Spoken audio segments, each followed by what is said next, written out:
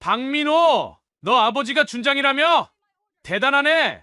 그런데 말이야. 군대는 생각보다 좁은 세상이거든. 아버지한테 뭔가 이상한 소문이라도 돌면 어떻게 될까? 30년 쌓아온 명예가 하루아침에 무너질 수도 있어. 내가 말 한마디 잘못하면 아버지 인생도 끝장날 수 있다는 거 알고 있지? 영하 15도의 강원도 산간부대 새벽 5시 훈련장에 모인 신병들의 하얀 입김이 어둠 속에서 희미하게 흩어졌습니다. 눈 덮인 산등성이 너머로 아직 해는 보이지 않았고 부대 건물들의 창문에서 새어나오는 불빛만이 을씨년스러운 풍경을 비추고 있었죠. 민호는 다른 신병들 사이에 서서 몸을 웅크렸습니다. 방한복을 입었는데도 뼛속까지 파고드는 추위에 온몸이 떨렸어요.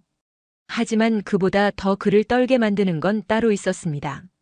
저 멀리서 들려오는 군화 소리, 그 무거운 발걸음의 주인공이 누군지 모르는 사람은 없었죠.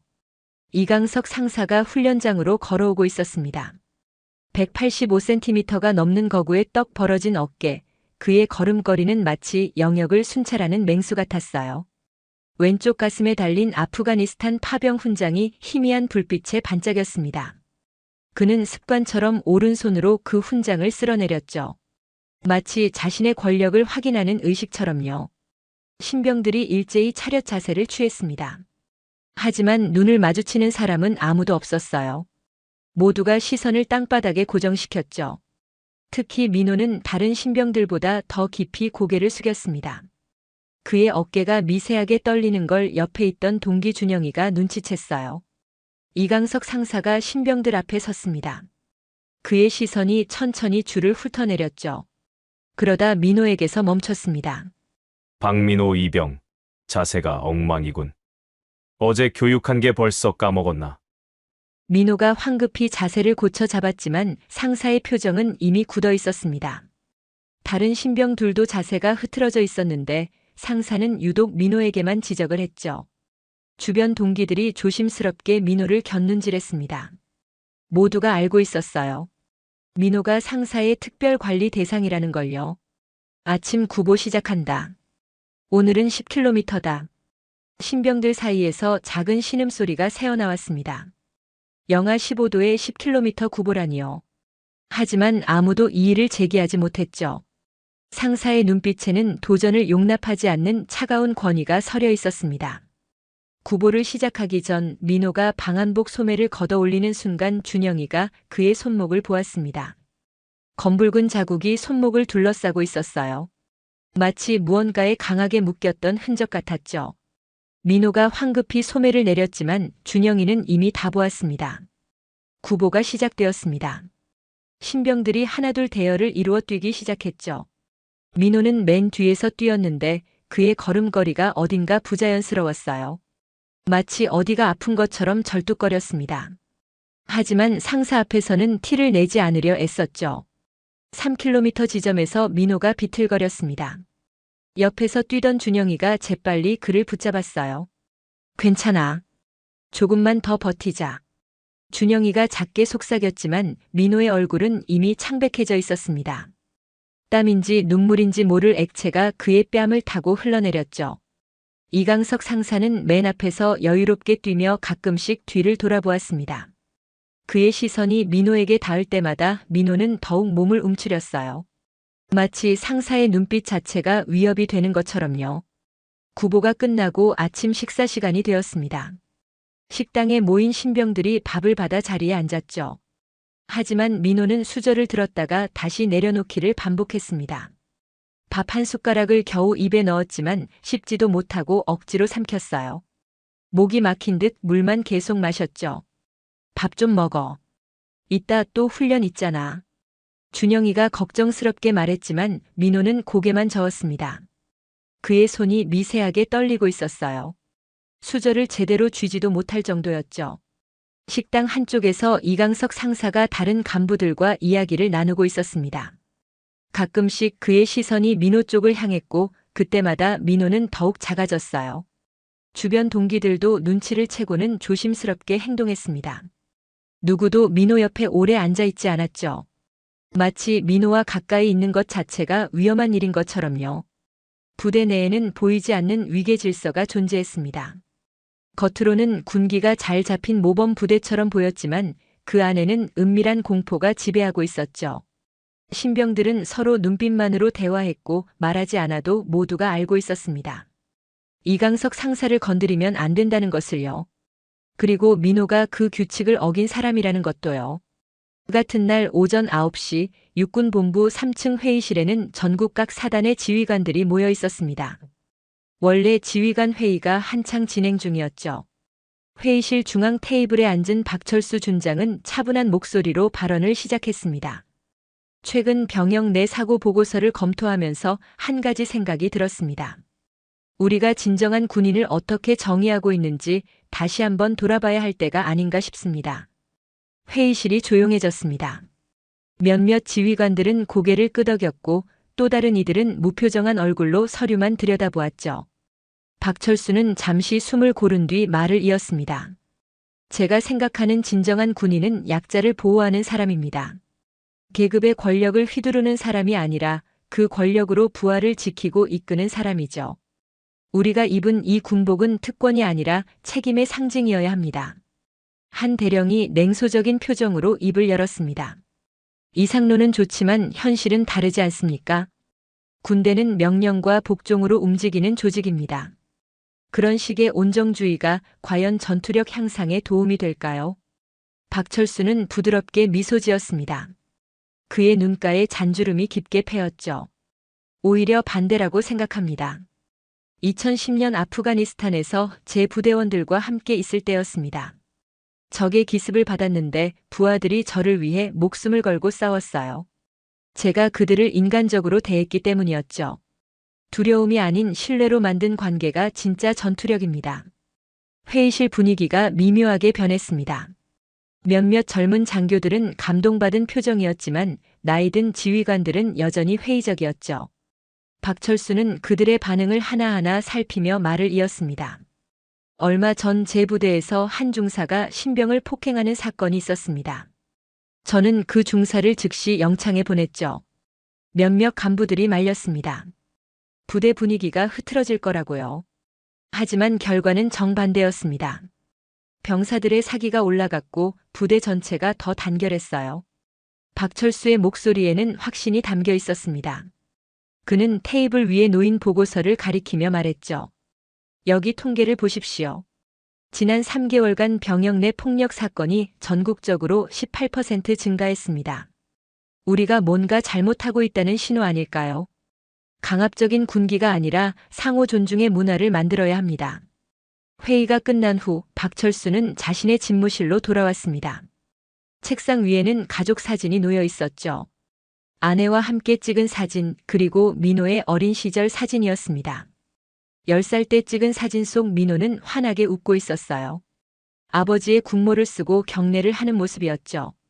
박철수는 사진을 들어 올려 한참 바라보았습니다. 그의 표정이 어두워졌어요. 며칠 전 아내와 통화할 때 민호가 힘들어한다는 이야기를 들었거든요. 구체적인 내용은 말하지 않았지만 어머니의 직감으로 아들이 고통받고 있다는 걸 느꼈다고 했죠. 민호야, 아빠가 가르친 대로 살고 있니? 불의를 보면 참지 말라고 했는데. 박철수가 혼잣말로 중얼거렸습니다. 그는 아들이 자신처럼 정의로운 군인이 되길 바랐어요. 하지만 동시에 군대의 현실도 잘 알고 있었죠. 자신이 추구하는 이상과 실제 병영 문화 사이의 간극이 얼마나 큰지를요. 노크 소리가 들렸습니다. 김소령이 들어왔죠. 준장님, 3사단에서 또 문제가 발생했다고 합니다. 한 상사가 신병들을 상습적으로 괴롭혔다는 제보가 들어왔습니다. 박철수의 얼굴이 굳어졌습니다. 어느 부대입니까? 강원도 철원 쪽 산간부대입니다. 제보자는 익명이고요. 피해자가 여러 명인 것 같습니다. 박철수는 깊은 한숨을 내쉬었습니다. 민호가 복무 중인 지역과 가까웠죠. 물론 같은 부대는 아니겠지만 왠지 불안한 마음이 들었습니다. 즉시 조사팀을 파견하십시오. 이번엔 확실하게 뿌리를 뽑아야 합니다. 더 이상 우리 아이들이 군대에서 고통받는 걸 방치할 수 없습니다. 김소령이 경례를 하고 나갔습니다. 박철수는 다시 민호의 사진을 바라보았어요. 군인 아버지로서의 자부심과 일반 아버지로서의 걱정이 동시에 밀려왔죠. 그는 아들과 제대로 된 대화를 나눈 지 오래되었다는 걸 깨달았습니다. 계급과 직책이 만든 보이지 않는 벽이 부자 사이를 갈라놓고 있었어요. 창밖으로 육군본부 연병장이 보였습니다. 신병들이 훈련받는 모습이 저 멀리 보였죠. 박철수는 그들 하나하나가 누군가의 아들이라는 생각을 했습니다. 그리고 자신이 그들 모두의 아버지가 되어야 한다는 책임감을 느꼈어요. 하지만 정작 자신의 아들은 지켜주지 못하고 있다는 아이러니가 그의 가슴을 무겁게 눌렀습니다. 새벽 5시 박철수는 알람이 울리기 전에 눈을 떴습니다. 30년 동안 몸에 밴 습관이었죠. 그는 조용히 침대에서 일어나 운동복으로 갈아입었습니다. 아내가 깨지 않도록 발소리를 죽이며 방을 나왔어요. 거실을 지나며 벽에 걸린 시계를 확인했습니다. 정확히 5시 5분이었죠. 아파트 단지를 1시간 동안 뛰고 돌아온 철수는 샤워를 마치고 거실로 나왔습니다. 테이블 위에는 아내가 전날 밤 준비해둔 아침 식사가 놓여 있었어요. 현미밥, 된장찌개, 구운 계란 2개, 그리고 김치. 매일 똑같은 메뉴였지만 철수는 불평 한 번 하지 않았습니다. 규칙적인 생활이 그의 삶의 기반이었으니까요. 식사를 마친 철수는 서재로 들어갔습니다. 책상 위는 완벽하게 정리되어 있었죠. 서류는 종류별로 분류되어 있었고 펜은 크기 순서대로 꽂혀 있었습니다. 벽에는 그의 30년 군 경력을 보여주는 훈장과 표창장들이 일렬로 걸려 있었어요. 그 중에서도 가장 눈에 띄는 건 아프가니스탄 파병 때 받은 무공훈장이었습니다. 철수는 책상 서랍을 열어 낡은 수첩을 꺼냈습니다. 매주 일요일 오후 2시 민호와 통화하는 시간이 적혀 있었죠. 오늘이 바로 그날이었습니다. 그는 수첩을 덮으며 작게 한숨을 내쉬었어요. 언제부터인가 아들과의 통화가 숙제처럼 느껴지기 시작했거든요. 7시 30분 철수는 육군본부로 출근했습니다. 그의 사무실 문을 노크하는 소리가 들렸어요. 들어오세요. 김소령이 서류 뭉치를 들고 들어왔습니다. 준장님, 이번 주 병영 내 사건 사고 보고서입니다. 지난주보다 건수가 늘었습니다. 철수는 보고서를 받아들고 한 장 한 장 넘겨보았습니다. 폭행, 가혹행위, 부적응 병사 문제 등 다양한 사건들이 빼곡히 적혀 있었죠. 그의 미간에 주름이 깊게 패였습니다. 특히 강원도 지역 부대들에서 문제가 많이 발생하고 있네요. 격오지 부대일수록 감시의 사각지대가 많은 것 같습니다. 김소령의 말에 철수는 고개를 끄덕였습니다. 무의식적으로 그의 시선이 창밖으로 향했어요. 강원도 방향을 바라보는 자신을 발견하고는 다시 서류로 눈을 돌렸죠. 민호가 그곳에 있다는 생각이 스쳐 지나갔습니다. 점심시간 철수는 동기인 최 준장과 식사를 했습니다. 두 사람은 30년 지기 친구였죠. 최 준장이 걱정스러운 표정으로 말을 꺼냈습니다. 우리 막내가 지난주에 휴가 나왔는데 많이 야윈 것 같더라고. 물어봐도 괜찮다고만 하고. 자네 아들은 어떤가? 철수는 젓가락을 잠시 멈췄습니다. 민호도 마찬가지야. 통할 때마다 목소리에 생기가 없어. 하지만 뭘 물어봐도 다 괜찮다고만 하니. 두 사람은 서로를 바라보며 씁쓸하게 웃었습니다. 높은 계급의 아버지를 둔 아들들이 겪는 보이지 않는 압박감을 알고 있었죠. 부대에서 특별 대우를 받을까봐 오히려 더 힘들게 지내는 경우가 많았습니다. 오후 2시 철수는 휴대전화를 들었습니다. 민호의 번호를 눌렀어요. 신호음이 길게 이어졌습니다. 5번째 신호음이 울릴 때쯤 민호가 전화를 받았죠. 아버지, 민호입니다. 목소리가 지쳐 있었습니다. 철수는 애써 밝은 목소리를 냈어요. 응, 민호야. 잘 지내고 있니? 밥은 제대로 먹고. 네, 먹고 있습니다. 대답이 짧았습니다. 예전에 민호는 이렇지 않았어요. 대학 시절에는 아버지와 이야기하는 걸 좋아했는데 군대에 간 후로는 대화가 점점 줄어들었죠. 훈련은 어떠니? 힘들지 않고. 괜찮습니다. 또 짧은 대답이었습니다. 철수는 무슨 말을 더 해야 할지 몰랐어요. 아들의 진짜 마음을 묻고 싶었지만 어떻게 시작해야 할지 막막했습니다. 결국 늘 하던 질문만 반복했죠. 부대 분위기는 어떠니? 선임들은 잘 대해주고. 잠시 침묵이 흘렀습니다. 민호가 대답하기까지 3초 정도의 시간이 걸렸어요. 네, 다들 잘해주십니다. 거짓말이라는 걸 철수는 직감적으로 알았습니다. 30년 군 생활로 단련된 그의 촉은 틀린 적이 없었죠. 하지만 그는 더 묻지 못했습니다. 전화로 할 수 있는 이야기의 한계를 알고 있었으니까요. 그래, 힘들면 언제든 아버지한테 연락해. 알았지? 네, 아버지. 끊겠습니다. 전화가 끊어졌습니다. 철수는 휴대전화를 내려놓고 한참을 멍하니 앉아 있었어요. 사무실 벽에 걸린 가족 사진을 바라보았습니다. 민호가 20살 때 찍은 사진이었죠.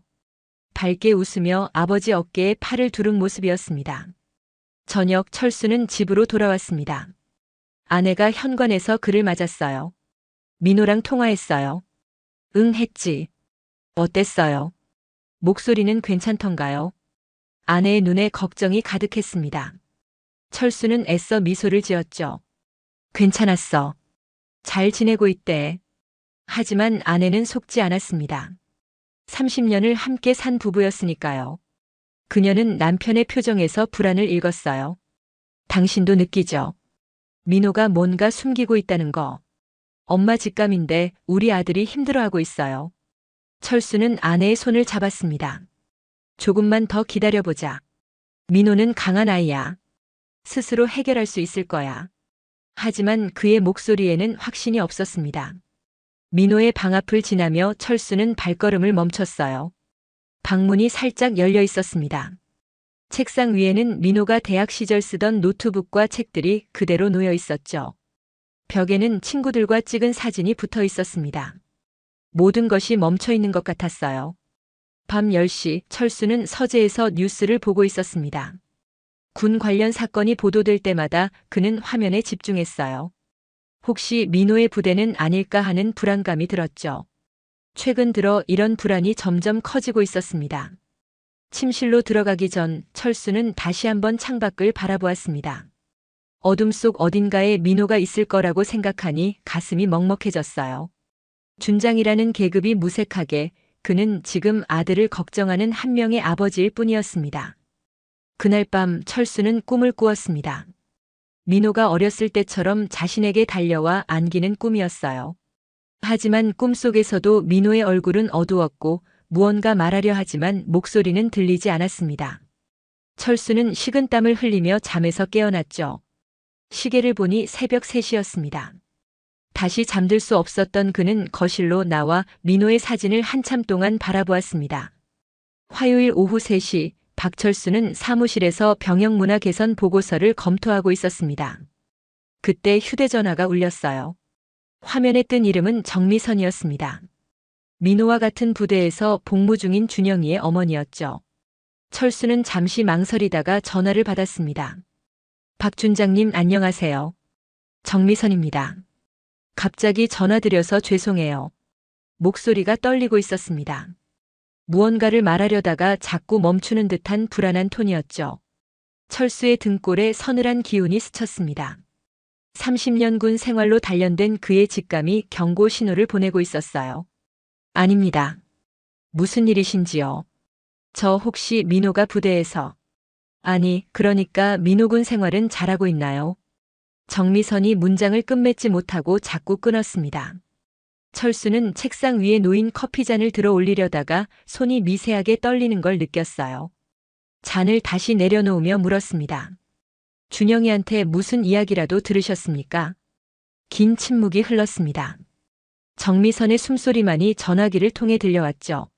마침내 그녀가 입을 열었습니다. 지난주에 준영이가 휴가 나왔는데요. 밥을 거의 안 먹더라고요. 물어봐도 그냥 입맛이 없다고만 하고. 그런데 잠꼬대를 하는데 민호 이름을 자꾸 불러요. 민호야 괜찮아, 조금만 참자 이런 말들을 하면서요. 철수의 손에서 커피잔이 미끄러졌습니다. 뜨거운 커피가 서류 위로 쏟아졌지만 그는 움직이지 못했어요. 정미선의 말이 계속 이어졌습니다. 준영이한테 물어봤어요. 민호가 무슨 일 있냐고. 처음엔 아무것도 아니라고 했는데 계속 물으니까 결국 민호가 어떤 상사한테 찍혀서 고생하고 있다고 하더라고요. 식사도 제대로 못하고 밤에도 불려다니고. 철수는 숨을 깊게 들이마셨습니다. 가슴이 답답해지는 것 같았어요. 목소리를 최대한 침착하게 유지하려 애쓰며 물었죠. 그 상사가 누군지 어떤 일이 있었는지 구체적으로 말했습니까? 이강석 상사라고 했어요. 아프가니스탄 파병 다녀온 사람이라고. 민호만 유독 괴롭히는데 이유는 모르겠대요. 다른 아이들도 다 알고 있지만 아무도 나서지 못한다고. 철수는 이강석이라는 이름을 머릿속에 새겼습니다. 주먹을 꽉 쥐었다가 천천히 폈어요. 감정을 억누르려 애쓰며 말했습니다. 알려주셔서 감사합니다. 제가 확인해 보겠습니다. 전화를 끊은 후 철수는 한동안 멍하니 앉아 있었습니다. 커피가 흥건하게 젖은 서류들이 눈에 들어왔지만 치울 생각이 나지 않았어요. 머릿속이 하얗게 비어버린 것 같았죠. 그러다가 갑자기 신병 시절의 기억이 떠올랐습니다. 자신도 선임에게 괴롭힘을 당했던 때가 있었어요. 그때의 무력감과 고통이 생생하게 되살아났죠. 철수는 컴퓨터를 켜고 민호 부대의 편제표를 검색했습니다. 이강석 상사의 인사 기록을 찾아보았어요. 아프가니스탄 파병 경력, 무공 훈장 수훈, 체력 우수자. 서류상으로는 모범적인 부사관이었습니다. 하지만 철수는 알고 있었죠. 서류가 모든 걸 말해주지는 않는다는 것을요. 그는 휴대전화를 들어 다른 번호를 눌렀습니다. 민호와 같은 부대에 있는 태준이의 아버지였어요. 신호음이 울리고 전화가 연결되었습니다. 김 대령님, 박철수입니다. 혹시 태준이한테 부대 이야기 들으신 것 있으십니까? 아, 박 준장님. 사실 저도 걱정이 되어서요. 태준이가 요즘 전화도 잘 안 받고 받아도 금방 끊어버려요. 무슨 일 있는 것 같은데 말을 안 하니. 철수는 확신을 갖기 시작했습니다. 민호만의 문제가 아니었어요. 그 부대에서 무언가 심각한 일이 벌어지고 있었던 거죠. 그는 몇 명의 부모들에게 더 전화를 걸었습니다. 모두 비슷한 이야기를 했어요. 아이들이 달라졌다고, 뭔가 숨기고 있는 것 같다고. 저녁 철수는 집으로 돌아왔습니다. 아내가 그의 표정을 보고 바로 알아챘어요. 무슨 일 있어요? 얼굴이 왜 그래요? 철수는 정미선과의 통화 내용을 모두 털어놓았습니다. 아내의 얼굴이 창백해졌어요. 그녀는 식탁에 주저앉았죠. 당장 가서 확인해봐요. 아니, 민호를 데려와요. 지금 당장. 아내의 목소리가 떨렸습니다. 철수는 아내의 손을 잡았어요. 감정적으로 행동하면 안 돼. 먼저 정확한 상황을 파악해야 해. 내가 준장이라는 신분으로 개입하면 민호가 더 힘들어질 수도 있어. 그럼 어떻게 할 건데요? 그냥 보고만 있을 거예요. 아내의 눈에 눈물이 고였습니다. 철수도 마음이 찢어지는 것 같았어요. 하지만 신중해야 했습니다. 섣부른 행동이 오히려 민호를 더 위험하게 만들 수 있었으니까요. 밤 10시 철수는 서재에 앉아 민호 부대까지의 거리를 확인했습니다. 차로 4시간 거리였어요. 면회 가능한 날짜와 시간도 체크했죠. 이번 주 일요일이 면회 가능일이었습니다. 그는 달력을 보며 고민에 빠졌어요.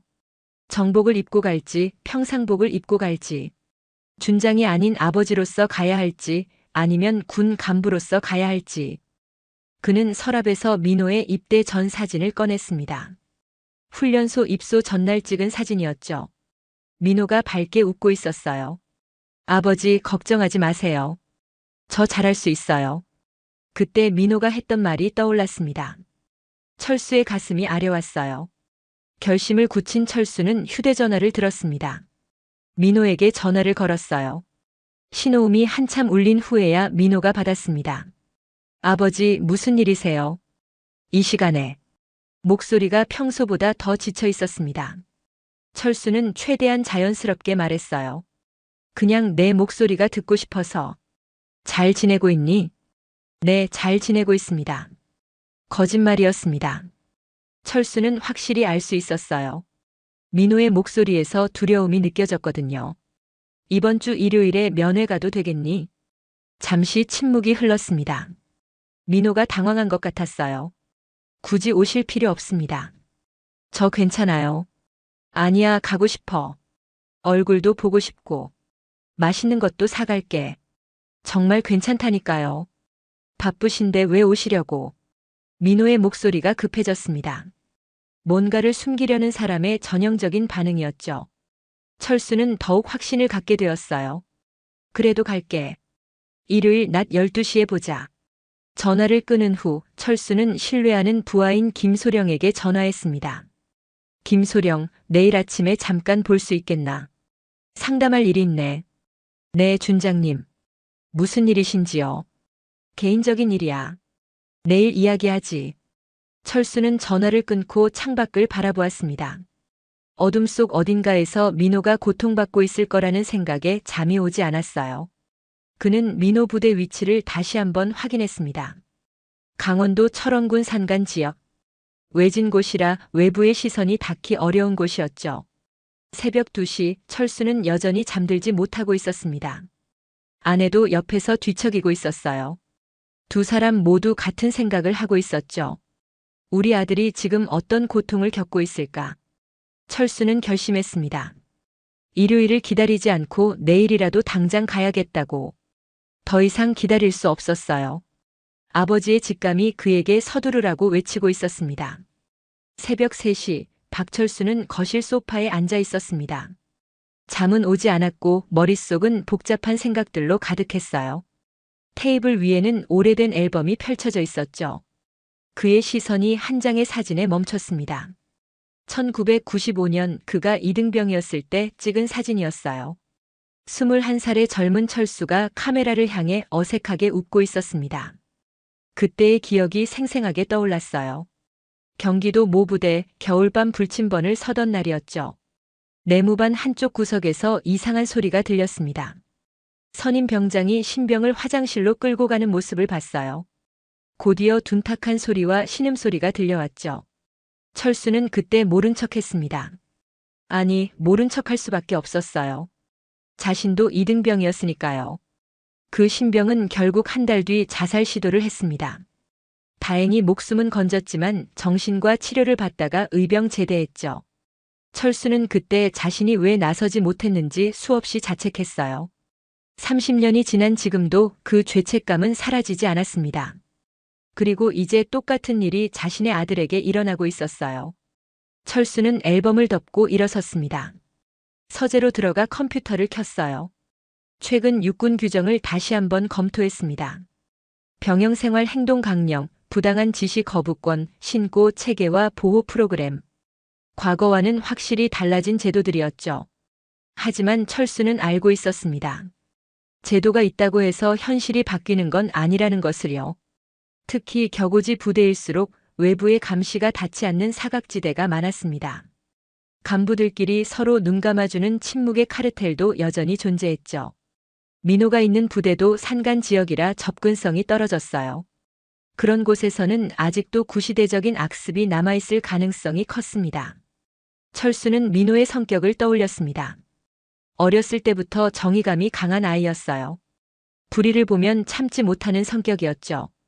대학 시절에도 학생회 활동을 하며 약자를 위해 목소리를 냈습니다.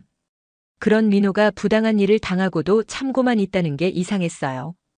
아마도 누군가를 보호하기 위해서거나 더 큰 보복이 두려워서일 거라고 철수는 추측했습니다.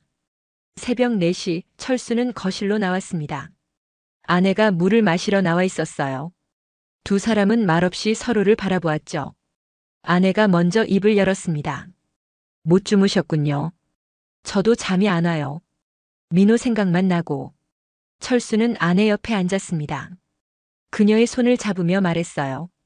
내가 개입하면 민호가 더 힘들어질 수도 있어. 준장 아들이라는 꼬리표가 따라다니면서 2차 피해를 받을 수도 있고. 그럼 어떻게 해요? 그냥 두고 볼 거예요. 당신 아버지 직감을 믿어봐요. 지금 당장 가야 할 것 같다고 했잖아요. 아내의 눈에는 간절함이 담겨 있었습니다. 철수도 같은 마음이었어요. 하지만 신중해야 했습니다. 감정적으로 행동했다가 오히려 상황을 악화시킬 수 있었으니까요. 아침 6시 철수는 김소령을 만났습니다. 육군본부 근처 조용한 카페였죠. 김소령은 철수의 표정을 보고 심상치 않음을 눈치챘어요. 준장님, 무슨 일이신지 말씀해 주십시오. 철수는 상황을 설명했습니다. 김소령의 표정이 점점 굳어졌어요. 그는 잠시 생각에 잠겼다가 말했습니다. 신중하게 접근하셔야 합니다. 제가 알기로 이강석 상사는 상당히 영향력 있는 인물입니다. 부대 내에서 실세고 대대장도 그를 신뢰한다고 들었습니다. 섣불리 건드렸다가는 오히려 민호 이병이 더 곤란해질 수 있습니다. 철수는 주먹을 꽉 쥐었습니다. 분노가 치밀어 올랐지만 억눌렀어요. 김소령이 이어서 말했죠. 하지만 준장님이 아버지로서 가신다면 이야기가 다릅니다. 공식적인 개입이 아니라 개인적인 방문으로 가서 상황을 파악하시는 게 좋을 것 같습니다. 점심시간 철수는 동기인 최 준장과 통화했습니다. 최 준장은 의외의 이야기를 했어요.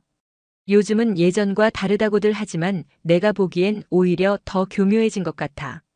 겉으로는 깨끗해 보이지만 속은 더 썩었다고나 할까? 특히 고참 부사관들이 문제야. 자기들만의 왕국을 만들어 놓고 있거든. 철수는 깊은 한숨을 내쉬었습니다. 최 준장이 말을 이었어요. 자네가 직접 가는 게 맞을 것 같네. 아버지의 직감은 대부분 맞아. 나도 우리 아들 때문에 몇 번 그런 적이 있었어. 후회하지 않을 선택을 하게. 오후 5시 철수는 다시 서재에 앉아 있었습니다. 책상 위에는 민호의 어린 시절 앨범이 펼쳐져 있었어요. 5살 때 처음 자전거를 탔던 날, 10살 때 태권도 대회에서 금메달을 딴 날, 고등학교 졸업식 날. 사진 속 민호는 언제나 밝게 웃고 있었습니다. 한 장의 사진이 특히 눈에 들어왔어요. 16살 때 철수와 함께 등산을 갔던 날이었죠. 정상에서 찍은 사진이었는데 민호가 철수의 어깨에 팔을 두르고 있었습니다. 그때 민호가 했던 말이 떠올랐어요. 아버지, 저도 아버지처럼 정의로운 군인이 되고 싶어요. 약한 사람들을 지켜주는 그런 군인이요. 철수의 눈가가 뜨거워졌습니다. 그는 사진을 가슴에 품었어요. 자신이 늘 강조했던 말이 떠올랐죠. 진정한 군인은 약자를 보호하는 사람이라고. 그런데 지금 자신의 아들이 약자가 되어 고통받고 있었습니다. 그리고 자신은 여전히 망설이고 있었어요. 저녁 8시 철수는 결심을 굳혔습니다. 내일 아침 일찍 민호의 부대로 출발하기로 했어요. 평상복을 입고 준장이 아닌 한 명의 아버지로서 가기로 했죠. 그는 아내에게 자신의 결정을 알렸습니다. 내일 민호를 보러 갈게. 먼저 상황을 파악하고 필요하면 즉시 조치를 취할 거야. 아내는 철수를 꼭 안았습니다. 고마워요. 민호를 꼭 지켜주세요. 철수는 짐을 챙기기 시작했습니다. 민호가 좋아하는 과자와 음료수, 그리고 따뜻한 내복을 가방에 넣었어요. 마지막으로 자신의 군번줄을 만지작거렸죠. 30년 동안 군인으로 살아왔지만 내일은 그 모든 것을 내려놓고 오직 아버지로서만 행동하기로 했습니다. 밤 10시 철수는 침대에 누웠지만 여전히 잠이 오지 않았어요. 내일 민호를 만나면 어떤 모습일까? 얼마나 야위었을까? 눈빛은 여전히 살아있을까? 그리고 자신이 과연 아들을 지켜줄 수 있을까? 수많은 질문들이 머릿속을 맴돌았습니다. 창밖으로 별이 빛나고 있었어요. 철수는 민호도 같은 하늘을 보고 있을 거라고 생각했습니다. 그리고 속으로 다짐했죠. 내일은 꼭 아들을 구해내겠다고. 30년 전 자신이 구하지 못했던 그 신병의 목까지 이번에는 반드시 민호를 지켜내겠다고. 목요일 아침 6시 박철수는 침실 옷장 앞에 서 있었습니다. 군복이 아닌 평상복들을 하나씩 꺼내보았어요. 검은색 점퍼, 청바지, 운동화. 30년 만에 처음으로 군인이 아닌 일반 아버지로 부대를 방문하게 되는 순간이었죠. 거울 앞에 서서 자신의 모습을 확인했습니다. 정복 대신 입은 평범한 차림이 어색하게 느껴졌어요. 철수는 지갑에서 군인 신분증을 빼고 일반 주민등록증만 넣었습니다. 차 열쇠도 공용차가 아닌 개인 승용차 열쇠를 집어들었죠. 현관을 나서기 전 아내가 도시락을 건네주었습니다. 민호가 좋아하는 김밥이에요. 같이 먹으면서 이야기하세요. 아내의 눈가가 붉어져 있었습니다. 철수는 아내를 안아주며 말했어요. 걱정 마. 오늘 꼭 민호 상태를 확인하고 올게. 주차장으로 내려간 철수는 잠시 멈춰 섰습니다. 공용차 운전병이 평소처럼 대기하고 있었지만 그는 손을 들어 괜찮다는 신호를 보냈어요. 개인 차에 올라탄 철수는 시동을 걸었습니다. 내비게이션에 목적지를 입력했죠. 강원도 철원군 모부대. 예상 도착 시간은 3시간 후였습니다. 고속도로를 달리며 철수는 복잡한 심경에 빠졌습니다. 백미러에 비친 자신의 모습이 낯설었어요. 계급장도 없고 제복도 없는 그저 한 명의 중년 남자였죠. 하지만 이상하게도 마음이 편했습니다. 오늘만큼은 준장이 아니라 오직 박민호의 아버지로만 존재할 수 있었으니까요. 라디오에서 뉴스가 흘러나왔습니다. 최근 군대 내 부조리 사건이 증가하고 있다는 내용이었어요. 철수는 볼륨을 높였습니다.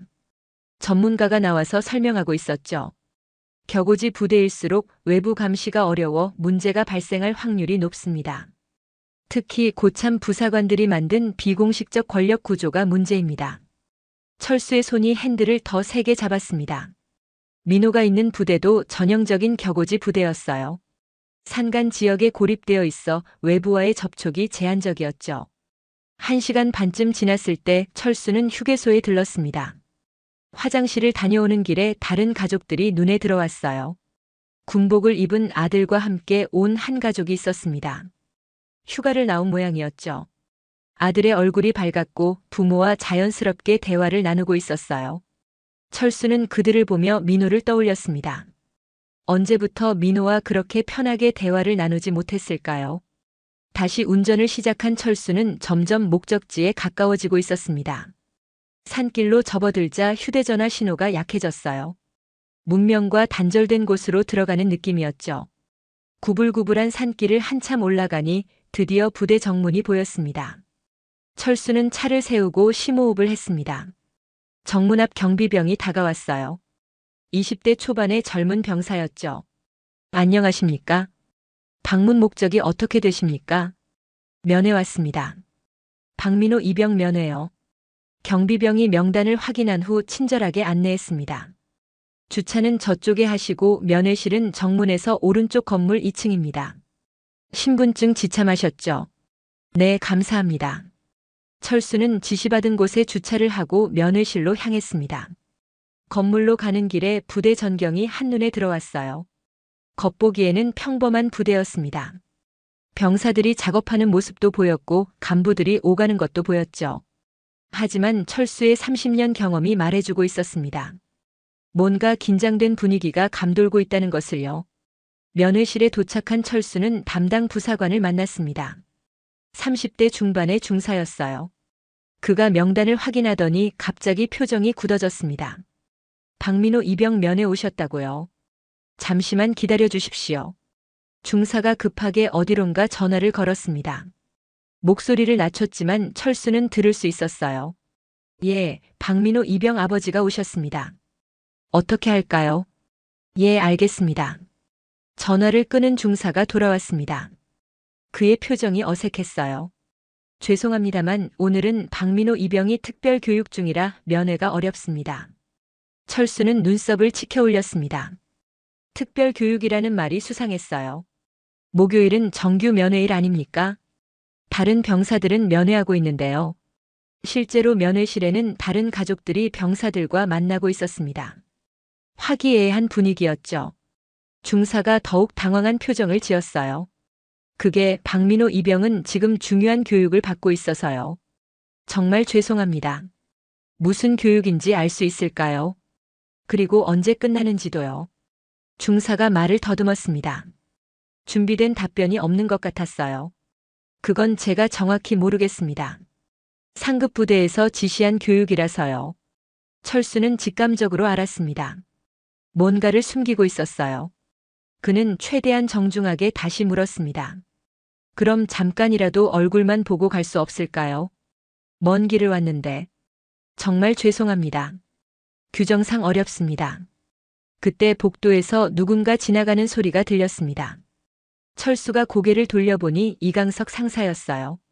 사진으로 본 얼굴이 틀림없었죠. 이강석 상사가 잠깐 철수를 쳐다보더니 빠르게 사라졌습니다. 그의 표정에는 긴장감이 역력했어요. 철수는 주변을 둘러보았습니다. 간부들이 수군거리며 자신을 쳐다보고 있었어요. 누군가는 급하게 전화를 걸고 있었죠. 분명히 민호에게 무슨 일이 생긴 것 같았습니다. 하지만 지금 여기서 신분을 밝히고 압박을 가하는 것은 좋은 방법이 아니었어요. 알겠습니다. 그럼 다음에 다시 오겠습니다. 혹시 민호에게 아버지가 왔다 갔다고 전해주실 수 있을까요? 네, 전달하겠습니다. 중사의 안도하는 표정이 역력했습니다. 철수는 면회실을 나왔어요. 하지만 바로 차로 가지 않고 부대 주변을 천천히 둘러보았습니다. 건물 배치, 출입구 위치, 그리고 사각지대가 될 만한 곳들을 머릿속에 입력했죠. 주차장으로 돌아온 철수는 차에 올라타기 전 뒤를 돌아보았습니다. 사무실 창문에서 누군가 자신을 지켜보고 있었어요. 커튼이 재빨리 닫혔지만 철수는 이미 봤습니다. 그들이 뭔가를 숨기고 있다는 확신이 들었죠. 차를 몰고 정문을 나오며 철수는 결심했습니다. 오늘은 물러서지만 반드시 진실을 밝혀낼 거라고. 그리고 다음번에는 다른 방법을 써야겠다고 생각했어요. 필요하다면 자신의 모든 인맥과 권한을 동원해서라도 민호를 구해낼 거라고 다짐했습니다. 부대를 벗어나 산길을 내려오는 동안 철수의 머릿속은 복잡했습니다. 민호가 특별 교육을 받는다는 거짓말, 이강석 상사의 긴장된 표정, 간부들의 수상한 행동. 모든 퍼즐 조각이 하나로 맞춰지고 있었어요. 민호가 심각한 상황에 처해 있다는 것을 이제는 확신할 수 있었습니다. 저녁 무렵 집에 도착한 철수는 아내에게 상황을 설명했습니다. 아내의 얼굴이 창백해졌어요. 그럼 민호를 못 봤단 말이에요. 왜요? 무슨 일이 있는 거예요? 뭔가 숨기고 있는 게 확실해. 하지만 오늘 확인한 것도 있어. 그들이 긴장하고 있다는 것. 그리고 민호 상황을 은폐하려 한다는 것. 이제 진짜 게임이 시작된 거야. 철수의 눈빛이 날카롭게 빛났습니다. 30년 군 생활에서 쌓은 모든 경험과 지혜를 동원할 때가 왔다는 걸 알았어요. 민호를 구하기 위한 진짜 싸움이 이제 막 시작된 것이었습니다. 부대를 나온 박철수는 바로 집으로 가지 않고 근처 작은 읍내로 향했습니다. 뭔가 더 알아볼 방법이 없을까 고민하던 중이었죠. 부대 정문에서 500m쯤 떨어진 곳에 작은 카페가 하나 있었습니다. 군인들이 외출이나 외박 때 자주 들르는 곳처럼 보였어요. 철수는 차를 세우고 카페로 들어갔습니다. 평일 오후라 카페는 한산했습니다. 구석 자리에 젊은 남자가 혼자 앉아 있었어요. 민간인 차림이었지만 철수는 한눈에 알아봤습니다. 군인이었죠. 꼿꼿한 자세, 짧은 머리, 그리고 무엇보다 그 특유의 긴장된 표정이 군인임을 말해주고 있었어요. 철수는 커피를 주문한 후 자연스럽게 그 근처에 앉았습니다. 젊은 남자가 슬쩍 철수를 쳐다보더니 다시 창밖으로 시선을 돌렸어요. 뭔가 고민이 많아 보였습니다. 철수는 조심스럽게 말을 걸었죠. 날씨가 쌀쌀하네요. 이 동네는 특히 더 춥더군요. 남자가 고개를 들었습니다. 20대 후반쯤 되어 보였어요. 계급장은 없었지만 분위기로 봐서 중이나 대위쯤 되는 것 같았죠. 네, 산간 지역이라 그런지 더 춥습니다. 혹시 부대에 면회 오셨나요? 네, 아들 면회 왔다가 못 만나고 가는 길입니다. 남자의 표정이 미묘하게 변했습니다. 뭔가 알고 있는 듯한 눈빛이었어요. 그가 잠시 망설이더니 입을 열었습니다. 혹시 박민호 이병 아버님이신가요? 철수가 놀란 표정을 지었습니다. 남자가 급히 손을 저으며 말했어요. 아, 저는 최준혁 중위입니다. 같은 부대는 아니고요. 옆 대대에 있습니다. 아까 부대에서 소문이 돌아서요. 박민호 이병 아버지가 면회 왔다가 못 만나고 갔다고. 철수는 최준혁을 유심히 바라보았습니다. 젊은 장교의 눈에는 뭔가 하고 싶은 말이 있는 것 같았어요. 철수가 부드럽게 물었습니다. 우리 아들을 아시나요? 직접적으로는 모릅니다. 하지만 그 부대 상황은 좀 알고 있습니다. 준혁이 주변을 살피더니 목소리를 낮췄습니다. 그의 손이 미세하게 떨리고 있었어요. 사실 제가 3개월 전까지 그 부대에 있었습니다. 그런데 문제를 제기했다가 지금 부대로 전출됐죠. 좌천성 전출이었습니다. 철수의 몸이 앞으로 기울었습니다. 핵심 정보를 들을 수 있을 것 같았어요. 무슨 문제를 제기하셨는지 여쭤봐도 될까요? 준혁이 깊은 한숨을 내쉬었습니다. 그의 얼굴에 고통스러운 표정이 스쳤어요. 이강석 상사 아시죠? 그 사람이 신병들을 상습적으로 괴롭히는 걸 목격했습니다. 처음엔 훈육이라고 생각했는데 갈수록 도를 넘더군요. 특히 자기 마음에 안 드는 병사들은 집중적으로 괴롭혔습니다. 새벽에 불러내서 얼차려를 주고 식사 시간에 못 먹게 하고 심지어는 물리적 폭력까지. 철수의 주먹이 꽉 쥐어졌습니다. 준혁이 말을 이었어요. 제가 소대장으로서 이를 막으려 했습니다. 대대장에게 보고도 했고 정식으로 문제 제기도 했죠. 그런데 결과가 어땠는지 아십니까? 오히려 제가 문제 제기자로 낙인 찍혔습니다. 부대 기강을 흐트러뜨린다면서요. 준혁의 목소리에 분노와 좌절감이 묻어났습니다. 그는 커피잔을 들었다가 다시 내려놓았어요. 손이 떨려서 제대로 들 수가 없었죠. 대대장도 알고 있었습니다. 다 알면서도 묵인했어요. 이강석 상사가 부대 실세거든요. 아프가니스탄 파병 경력에 체력도 좋고 병사들을 강하게 통제하니까 간부들 입장에서는 편한 거죠. 그래서 다들 눈 감아주는 겁니다. 철수가 물었습니다. 그래서 전출되신 건가요? 네, 표면적으로는 보직 순환이라고 했지만 실제로는 쫓겨난 거죠. 제가 떠난 후로 상황은 더 악화됐다고 들었습니다. 이강석 상사가 더 대담해졌다고요. 이제는 아무도 그를 막을 수 없는 상황이 됐습니다. 준혁이 주머니에서 휴대전화를 꺼냈습니다. 뭔가를 보여주려는 것 같았어요. 제가 있을 때 몰래 찍은 영상이 있습니다. 증거로 쓰려고 했는데 결국 쓸 기회가 없었죠. 보시겠습니까? 철수는 고개를 끄덕였습니다. 준혁이 영상을 재생했어요. 화면이 흔들렸지만 내용은 충분히 알아볼 수 있었습니다. 이강석 상사가 한 병사를 구석으로 몰아넣고 있었어요. 소리는 잘 들리지 않았지만 병사의 겁에 질린 표정이 모든 걸 말해주고 있었죠. 이런 일이 일상적으로 일어납니다. 주로 새벽이나 저녁 다른 간부들이 없을 때죠. 피해자들은 너무 무서워서 신고도 못합니다. 신고하면 더 큰 보복이 기다리고 있으니까요. 철수는 영상을 보며 분노가 치밀어 올랐습니다. 하지만 동시에 희망도 보였어요. 준혁 같은 양심적인 장교가 있다는 사실이 위안이 되었죠. 중위님은 왜 저에게 이 이야기를 하시는 겁니까? 준혁이 철수를 똑바로 바라보았습니다. 그의 눈에는 간절함이 담겨 있었어요. 혼자서는 할 수 없다는 걸 깨달았습니다.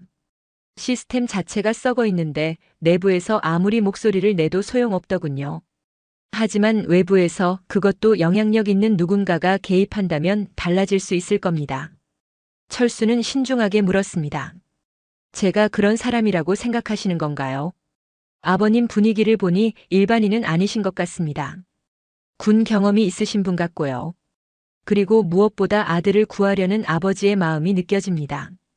저도 아버지가 계시거든요. 만약 제가 그런 상황이라면 아버지가 절 구하러 오실 거라고 믿습니다. 두 사람 사이에 잠시 침묵이 흘렀습니다. 준혁이 다시 입을 열었어요. 제가 아는 정보를 모두 드리겠습니다. 이강석 상사의 행동 패턴, 그를 비호하는 간부들, 그리고 피해자들 명단까지. 하지만 저는 공개적으로 나설 수는 없습니다. 이미 한 번 찍힌 몸이라서요. 철수는 준혁의 손을 잡았습니다.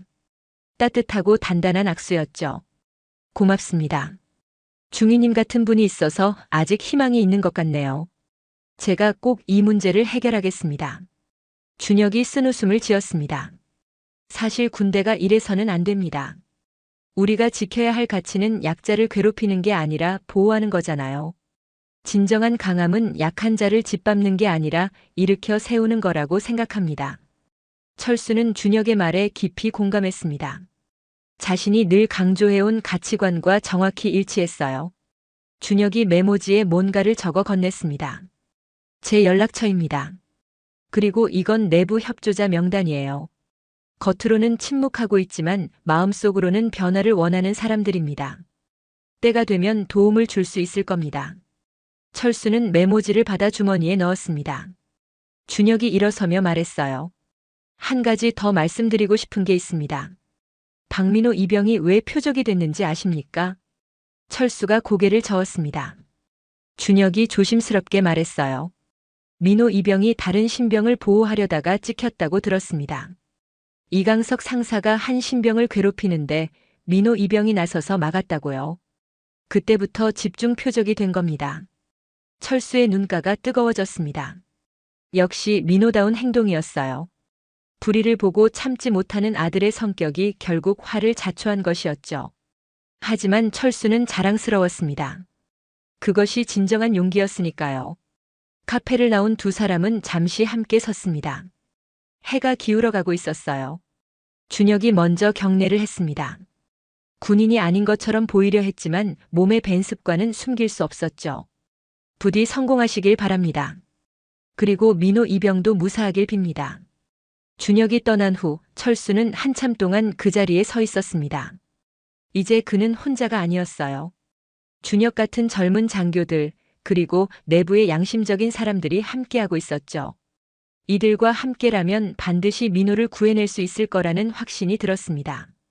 정의는 비록 지금은 침묵하고 있지만 때가 되면 반드시 목소리를 낼 것이었어요. 금요일 아침 8시, 박철수는 다시 민호의 부대가 있는 읍내로 향했습니다. 이번엔 완전히 다른 전략이었어요. 낡은 등산복에 모자를 눌러쓰고 동네 아저씨처럼 꾸민 모습이었죠. 30년 만에 처음으로 완전한 민간인이 되어보는 경험이었습니다. 첫 번째 목적지는 부대 정문 앞 분식집이었어요. 군인들이 외출 나와서 자주 들르는 곳이었죠. 철수가 들어가자 주인 아주머니가 반갑게 맞았습니다. 어서 오세요. 뭐 드실 거예요? 떡볶이 하나 주세요. 그리고 김밥도 하나요. 철수는 자연스럽게 창가 자리에 앉았습니다.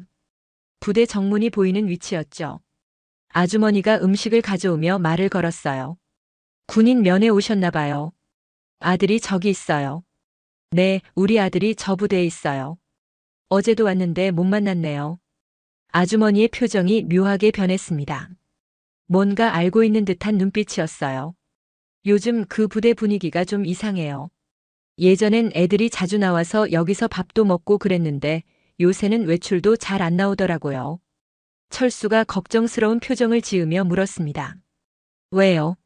무슨 일이라도 있나요? 아주머니가 주변을 살피더니 목소리를 낮췄어요. 정확히는 모르겠는데 3개월 전부터 애들 표정이 어두워졌어요. 특히 신병들은 눈빛이 죽어 있더라고요. 먹는 것도 예전 같지 않고 뭔가 큰일이 있는 것 같은데 다들 입을 다물고 있어요. 그때 문이 열리고 다른 손님이 들어왔습니다. 50대 남자였는데 역시 면회객처럼 보였어요. 철수 옆자리에 앉으며 한숨을 쉬었죠. 아이고, 또 헛걸음했네. 오늘도 못 만났어요. 철수가 동병상련의 표정으로 말을 걸었습니다. 저도 어제 못 만났어요. 무슨 교육이 있다고 하던데. 남자가 고개를 저으며 말했어요. 교육은 무슨 교육이에요? 다 핑계죠. 우리 아들 친구가 전역해서 들어보니까 어떤 상사가 애들을 너무 괴롭혀서 문제래요. 근데 부대에서는 쉬쉬하고 있다는 거예요. 철수의 귀가 쫑긋 세워졌습니다. 더 자세한 정보를 얻을 기회였어요. 어떤 상사인지 아세요? 이강석인가 뭔가 그런 이름이었어요. 무서운 사람이래요. 애들이 그 사람 이름만 들어도 벌벌 떤다고 하더라고요. 점심시간 철수는 부대 근처 편의점으로 갔습니다. 알바생이 20대 청년이었는데 최근 전역한 것 같아 보였어요. 철수가 물을 사며 자연스럽게 대화를 시작했죠. 여기 부대 출신이신가 봐요. 군번줄이 아직 손목에 있네요. 청년이 쑥스럽게 웃으며 손목을 만졌습니다. 네, 지난달에 전역했어요. 2년 만에 자유의 몸이 됐죠. 고생 많으셨어요. 우리 아들도 저기 있는데 잘 지내는지 걱정이네요. 청년의 표정이 어두워졌습니다. 뭔가 말하려다가 망설이는 것 같았어요. 혹시 신병이에요? 그럼 좀 힘들 거예요. 특히 이강석 상사 밑에 걸리면. 철수가 놀란 표정을 지었습니다. 청년이 주변을 확인하고 목소리를 낮췄어요. 그 사람 정말 악마예요.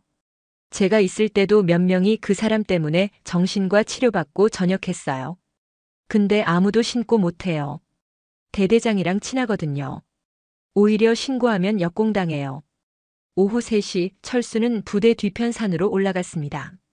등산객처럼 위장하고 망원경을 들고 있었죠. 부대 훈련장이 한눈에 내려다 보이는 위치였어요. 망원경으로 훈련장을 관찰하니 신병들이 구보를 하고 있었습니다. 그 중에 민호의 모습이 보였어요. 철수의 가슴이 철렁 내려앉았습니다. 민호가 너무 야위어 있었어요. 뛰는 모습도 힘겨워 보였고 자주 비틀거렸죠. 옆에서 다른 신병이 부축해주고 있었습니다. 그때 이강석 상사가 나타났어요. 그가 소리를 지르자 신병들이 더 빨리 뛰기 시작했습니다. 민호가 넘어질 뻔했지만 간신히 버텼어요. 철수는 주먹을 꽉 쥐었습니다. 당장이라도 뛰어내려가고 싶었지만 참았어요. 지금은 정보를 수집할 때였습니다. 그는 휴대전화로 영상을 찍기 시작했죠. 증거가 필요했으니까요. 저녁 6시 철수는 부대 근처 PC방에 들어갔습니다. 군인들이 외박 나와서 자주 오는 곳이었어요. 구석자리에 앉아 있는데 옆자리에 군인 2명이 앉았습니다. 일병 계급장을 달고 있었죠. 그들의 대화가 들려왔어요. 야, 너 봤어? 오늘 민호 또 혼났잖아. 응, 불쌍해 죽겠어. 대체 왜 저렇게 괴롭히는 거야? 모르지. 근데 민호가 예전에 이강석 상사한테 대들었다는 소문 있잖아. 다른 애 보호하려고. 철수는 귀를 기울였습니다. 민호의 정확한 상황을 알 수 있는 기회였어요. 그래도 너무하지 않아. 밥도 제대로 못 먹게 하고 매일 새벽에 불러내고. 어제는 화장실에서 뭔가 하는 소리가 들렸대. 두 군인이 자리를 떠난 후 철수는 깊은 생각에 빠졌습니다. 수집한 정보들이 모두 일치하고 있었어요. 이강석 상사의 가혹행위, 조직적 은폐, 그리고 민호가 받고 있는 고통. 모든 퍼즐 조각이 맞춰지고 있었죠. 밤 9시 철수는 숙소에서 최준혁 중위와 통화했습니다. 중위님, 오늘 확인한 바로는 상황이 매우 심각합니다. 민호가 집중 표적이 되어 있고 신체적으로도 많이 쇠약해진 것 같습니다. 준혁의 목소리가 걱정스러웠어요. 제가 내부에서 알아본 바로도 그렇습니다. 이강석 상사가 최근 더 과격해졌다고 하더군요. 빨리 조치를 취해야 할 것 같습니다. 철수는 노트에 그동안 수집한 정보를 정리했습니다. 증언자 명단, 증거 영상, 가해자와 방조자들의 이름. 이제 충분한 자료가 모였어요. 그는 여러 시나리오를 검토했죠. 공식 신고를 할 것인가, 언론에 제보할 것인가, 아니면 직접 개입할 것인가. 새벽 1시 철수는 여전히 잠들지 못하고 있었습니다. 창밖으로 부대 방향을 바라보며 생각했어요. 민호가 지금 이 순간에도 고통받고 있을지 모른다는 생각에 가슴이 미어졌죠. 하지만 감정적으로 행동해서는 안 되었습니다. 치밀한 계획이 필요했어요. 철수는 최종 작전을 구상하기 시작했습니다. 일단 일요일 면회를 다시 시도하되 이번엔 다른 부모들과 함께 갈 계획이었어요. 집단 항의를 하면 무시할 수 없을 테니까요. 그리고 만약 그것도 실패한다면 자신의 신분을 밝히고 공식적으로 개입할 생각이었습니다. 핸드폰에 저장된 민호의 사진을 보며 철수는 다짐했습니다. 조금만 더 버텨라, 민호야. 아빠가 꼭 구하러 갈게. 이번 주말이 결전의 날이 될 것이었어요. 30년 군 경력과 아버지의 사랑, 그리고 정의를 믿는 사람들의 연대가 만나는 순간이 다가오고 있었습니다. 일요일 오전 10시, 박철수는 다시 부대 정문 앞에 섰습니다. 이번엔 혼자가 아니었어요. 정미선을 비롯한 5명의 부모들이 함께했죠. 집단 항의를 하기로 한 계획대로였습니다. 그런데 의외로 면회가 허락되었어요. 담당 중사가 어색한 표정으로 말했습니다. 오늘은 면회 가능합니다. 한 명씩 들어가서 만나시면 됩니다. 철수는 다른 부모들과 눈빛을 교환했습니다. 뭔가 수상했지만 일단 들어가기로 했어요. 면회실로 가는 복도를 걸으며 철수의 심장이 빠르게 뛰었습니다. 일주일 만에 민호를 만나는 순간이었죠. 면회실 문이 열렸습니다. 그리고 철수는 그 자리에 얼어붙었어요. 민호가 의자에 앉아 있었는데 그 모습이 너무나 충격적이었습니다. 일주일 전 망원경으로 본 것보다 훨씬 더 야위어 있었어요. 광대뼈가 도드라지고 눈 밑에는 짙은 다크서클이 있었죠. 무엇보다 눈빛이 죽어 있었습니다. 민호야. 철수가 다가가자 민호가 고개를 들었습니다. 아버지를 보는 순간 민호의 눈가가 붉어졌어요. 하지만 곧 표정을 감추려 애썼죠. 아버지, 왜 오셨어요? 괜찮다고 했잖아요. 철수는 민호 맞은편에 앉았습니다. 가까이서 보니 더 많은 것들이 보였어요. 입술 끝에 작은 상처가 있었고 목 부분에도 붉은 자국이 있었죠. 민호가 무의식적으로 소매를 내려 팔목을 가렸지만 철수는 이미 봤습니다. 검붉은 멍자국이 손목을 둘러싸고 있었어요. 민호야, 아빠한테 말해줄 수 있니? 무슨 일이 있는 거니? 민호가 고개를 저었습니다. 떨리는 목소리로 말했어요. 아무 일도 없어요. 그냥 훈련이 좀 힘들 뿐이에요. 철수는 민호의 손을 잡으려 했습니다. 그 순간 민호가 움찔하며 손을 뺐어요. 반사적인 반응이었죠. 누군가의 접촉을 두려워하는 사람의 전형적인 모습이었습니다. 철수의 가슴이 찢어지는 것 같았어요. 민호야, 아빠 보고 거짓말하지 마. 내가 무슨 일을 당하고 있는지 다 알아. 이강석 상사 때문이지. 민호의 얼굴이 창백해졌습니다. 주변을 두리번거리며 불안해했어요. 목소리가 거의 들리지 않을 정도로 작아졌죠. 어떻게 아셨어요? 누가 말했어요? 중요한 건 그게 아니야. 민호야, 내가 얼마나 힘들었을지 아빠가 알아. 미안해. 더 일찍 와봤어야 했는데. 그 말을 듣는 순간 민호의 눈에서 눈물이 흘러내렸습니다. 한 달 넘게 꾹꾹 눌러왔던 감정이 터져나온 거예요. 민호가 흐느끼며 말했습니다. 아빠, 미안해요. 저 때문에 아빠 얼굴에 먹칠하게 될까봐. 준장 아들이 이런 꼴이 됐다는 걸 알면. 철수는 자리에서 일어나 민호를 안았습니다. 민호가 처음엔 경직되었다가 서서히 아버지 품에 기대었어요. 삐쩍 마른 아들의 어깨가 떨리고 있었습니다. 미안한 건 아빠야. 내가 이렇게 힘든데도 모르고 있었어. 이제 다 말해줄 수 있니? 정확히 무슨 일이 있었는지. 민호가 천천히 입을 열었습니다. 떨리는 목소리였지만 점점 또렷해졌어요. 처음엔 그냥 엄격한 선임인 줄 알았어요. 근데 어느 날 이강석 상사가 동기 하나를 심하게 때리는 걸 봤어요. 이유도 없이 그냥. 제가 못 본 척 하려고 했는데 그 애가 너무 불쌍해서. 그래서 제가 나섰어요. 하지 말라고. 철수가 민호의 등을 쓸어주며 들었습니다. 민호가 계속 말했어요. 그때부터였어요. 저만 집중적으로 괴롭히기 시작한 게. 매일 새벽 2시에 깨워서 화장실로 불러요. 거기서 한두 시간씩 얼차려를 줘요. 때리기도 하고. 밥도 제대로 못 먹게 해요. 다른 간부들도 다 알지만 모른 척해요. 철수가 물었습니다. 신고는 했니? 대대장이나 다른 상급자에게. 민호가 씁쓸하게 웃었습니다. 한 선배가 신고했다가 더 심한 보복을 당했어요. 결국 정신병원에 입원했죠. 그 후로는 아무도 신고 안 해요. 오히려 신고하면 우리가 더 위험해져요. 철수는 주먹을 꽉 쥐었습니다. 30년 군 생활에서 느껴본 적 없는 분노가 치밀어 올랐어요. 자신이 평생 헌신한 조직이 이렇게 썩어 있다는 사실에 배신감까지 느껴졌죠. 다른 피해자들도 많니? 네, 우리 동기들 대부분이 당하고 있어요. 특히 몸이 약하거나 소심한 애들은 더 심해요. 어떤 애는 자해까지 했어요. 저라도 버티고 있으니까 다른 애들이 조금은 덜 당하는 것 같아요. 철수는 민호를 다시 한번 꼭 안았습니다. 역시 민호다운 생각이었어요. 자신이 희생해서라도 다른 사람을 지키려는 마음. 그것이 진정한 군인의 자세였죠. 하지만 그 대가가 너무 컸습니다. 민호야, 이제 아빠가 해결할게. 더 이상 내가 혼자 견딜 필요 없어. 민호가 불안한 표정으로 아버지를 봤습니다. 아빠, 괜찮아요. 제가 견딜 수 있어요. 아빠가 개입하면 더 복잡해질 거예요. 아니야. 이건 내가 견뎌야 할 문제가 아니야.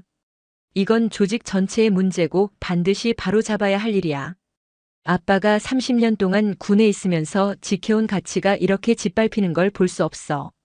철수는 민호의 어깨를 잡고 눈을 마주쳤습니다. 그의 눈빛에는 단호함이 담겨 있었어요. 민호야, 아빠를 믿어. 내가 아빠한테 준 가장 큰 선물이 뭔지 아니? 너라는 아들이야. 그리고 내가 올바른 일을 하다가 이런 고통을 받고 있다는 건 아빠로서 절대 용납할 수 없어. 면회 시간이 끝나가고 있었습니다. 철수는 마지막으로 민호를 꼭 안으며 말했어요. 조금만 더 버텨. 아빠가 반드시 해결할게. 그리고 민호야, 내가 약자를 보호하려 했던 그 마음, 아빠는 정말 자랑스러워. 민호의 눈에서 다시 눈물이 흘렀습니다. 이번엔 슬픔이 아닌 안도의 눈물이었어요.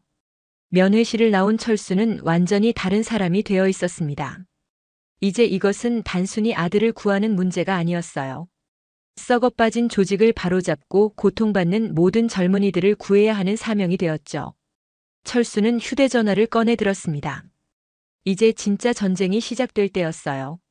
월요일 아침 6시 민호가 있는 부대에서는 비상이 걸렸습니다. 대대장실에 연대장과 주요 간부들이 모여 있었어요. 테이블 위에는 박철수의 인사기록 카드가 놓여 있었죠. 대대장이 긴장된 표정으로 입을 열었습니다. 박철수 준장이 민호 이병의 아버지였습니다. 어제 면회 후 상황을 파악한 것 같습니다. 이제 어떻게 대응해야 할지 논의해야 합니다. 연대장이 손가락으로 테이블을 두드리며 말했어요. 일단 사건을 최대한 축소해야 합니다. 이게 외부로 알려지면 우리 부대뿐 아니라 사단 전체가 타격을 받을 겁니다. 다음 달 부대 평가도 있고요. 이강석 상사는 구석에 서서 팔짱을 끼고 있었습니다. 그의 표정에는 오히려 도전적인 기색이 있었어요. 저는 정당한 훈육을 했을 뿐입니다. 박민호 이병이 원래 문제아였고 군기를 잡기 위한 정상적인 지도였습니다. 간부들이 고개를 끄덕였습니다. 누구도 이강석 상사에게 반박하지 않았어요. 오히려 그를 보호하려는 분위기가 역력했죠. 같은 시각 박철수는 육군본부 사무실에서 전화를 받고 있었습니다. 사단장이었어요. 박 준장, 어제 부대를 방문했다고 들었네. 개인적인 일로 조직을 흔들면 곤란하지 않나. 목소리에는 경고가 담겨 있었습니다. 철수가 침착하게 대답했어요. 제 아들이 부당한 대우를 받고 있습니다. 이건 개인적인 일이 아니라 조직의 문제입니다. 자네도 30년 군 생활을 했으면 알아야지. 때로는 큰 그림을 봐야 한다네. 이 일이 커지면 자네한테도 좋을 게 없어. 전화가 끊어진 후 철수의 휴대전화가 계속 울렸습니다. 동기들, 선배들, 심지어 후배들까지 전화를 걸어왔어요. 모두 비슷한 이야기였죠. 조직을 위해 한 발 물러서라는 압력이었습니다. 화요일 오후 최준혁 중위에게서 급한 연락이 왔습니다. 준장님, 저한테 압력이 들어오고 있습니다. 갑자기 근무 평가를 다시 한다면서 불러다가 협박 아닌 협박을 하더군요. 다른 협조자들도 비슷한 상황입니다. 철수는 분노를 억누르며 물었어요. 증거 자료들은 안전합니까? 일단은 안전합니다. 하지만 그들이 본격적으로 움직이면 버티기 어려울 것 같습니다. 수요일 인터넷 커뮤니티에 이상한 글들이 올라오기 시작했습니다. 박철수가 아들을 과보호한다는 내용이었어요. 고위 간부가 권력을 남용해 부대를 압박한다는 식의 왜곡된 프레임이었죠. 댓글들도 조직적으로 달리는 것 같았습니다. 철수의 아내가 불안한 표정으로 말했어요. 여보, 이상한 전화가 계속 와요. 누군지 모르겠는데 가족을 생각하라면서. 무서워요. 철수는 아내를 안심시켰지만 그 역시 압박을 느끼고 있었습니다. 조직이 본격적으로 움직이기 시작한 거예요. 목요일 민호 부대에서는 피해자들에 대한 회유와 협박이 시작되었습니다. 준영이가 몰래 전화를 걸어왔어요. 아저씨, 저희한테 각서를 쓰라고 해요. 아무 일도 없었다는 내용으로요. 안 쓰면 불이익을 주겠다고 협박해요. 민호도 계속 불려다니면서 압박받고 있어요. 철수는 치밀어 오르는 분노를 간신히 억눌렀습니다. 그들이 증거를 인멸하고 피해자들을 입막음하려는 거였어요. 금요일 오전 철수는 충격적인 소식을 들었습니다. 김소령이 조심스럽게 전해왔어요.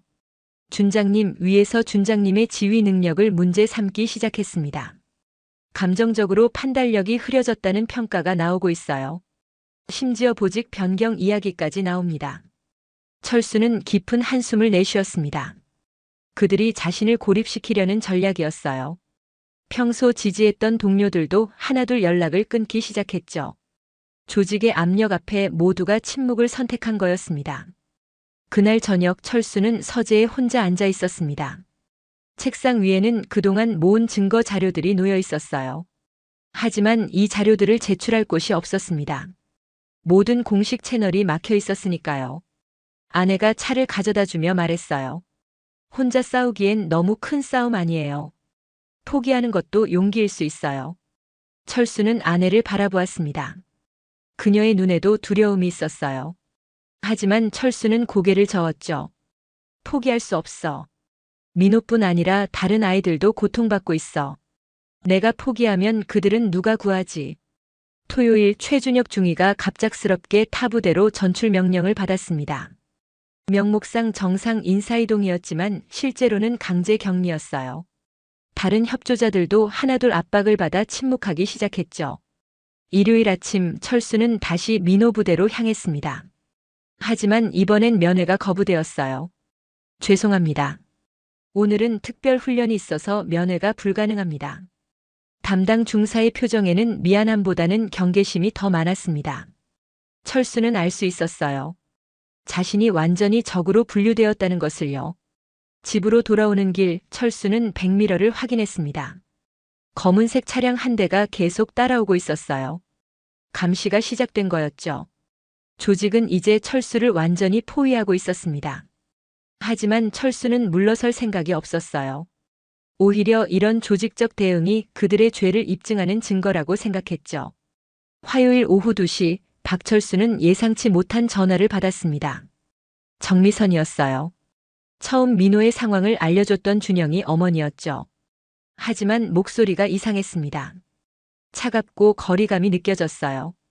박 준장님, 이제 그만하시면 안 될까요? 일이 너무 커지고 있어요. 우리는 그저 조용히 애들이 전역하기만 바랄 뿐입니다. 철수는 믿을 수 없었습니다. 정미선이 먼저 연락해서 도움을 요청했었는데 이제는 등을 돌리는 거였어요. 무슨 말씀이신지 모르겠습니다. 우리 아이들이 고통받고 있는데 어떻게 가만히 있을 수 있습니까? 정미선의 목소리가 떨렸습니다. 두려움이 섞여 있었어요. 어제 부대에서 연락이 왔어요. 준영이가 이대로 조용히 있으면 아무 불이익 없이 전역시켜주겠다고. 하지만 계속 문제를 제기하면 준영이 미래에 영향을 줄 거라고 협박했어요. 죄송하지만 저희는 빠지겠습니다.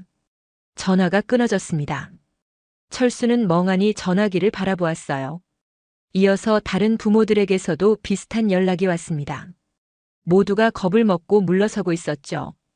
철수는 완전히 혼자가 되었습니다. 수요일 저녁 민호에게서 전화가 왔습니다. 목소리가 지쳐 있었고 분노가 섞여 있었어요. 아버지, 왜 그러셨어요? 괜찮다고 했잖아요. 이제 저는 부대에서 완전히 왕따가 됐어요. 철수의 가슴이 철렁 내려앉았습니다.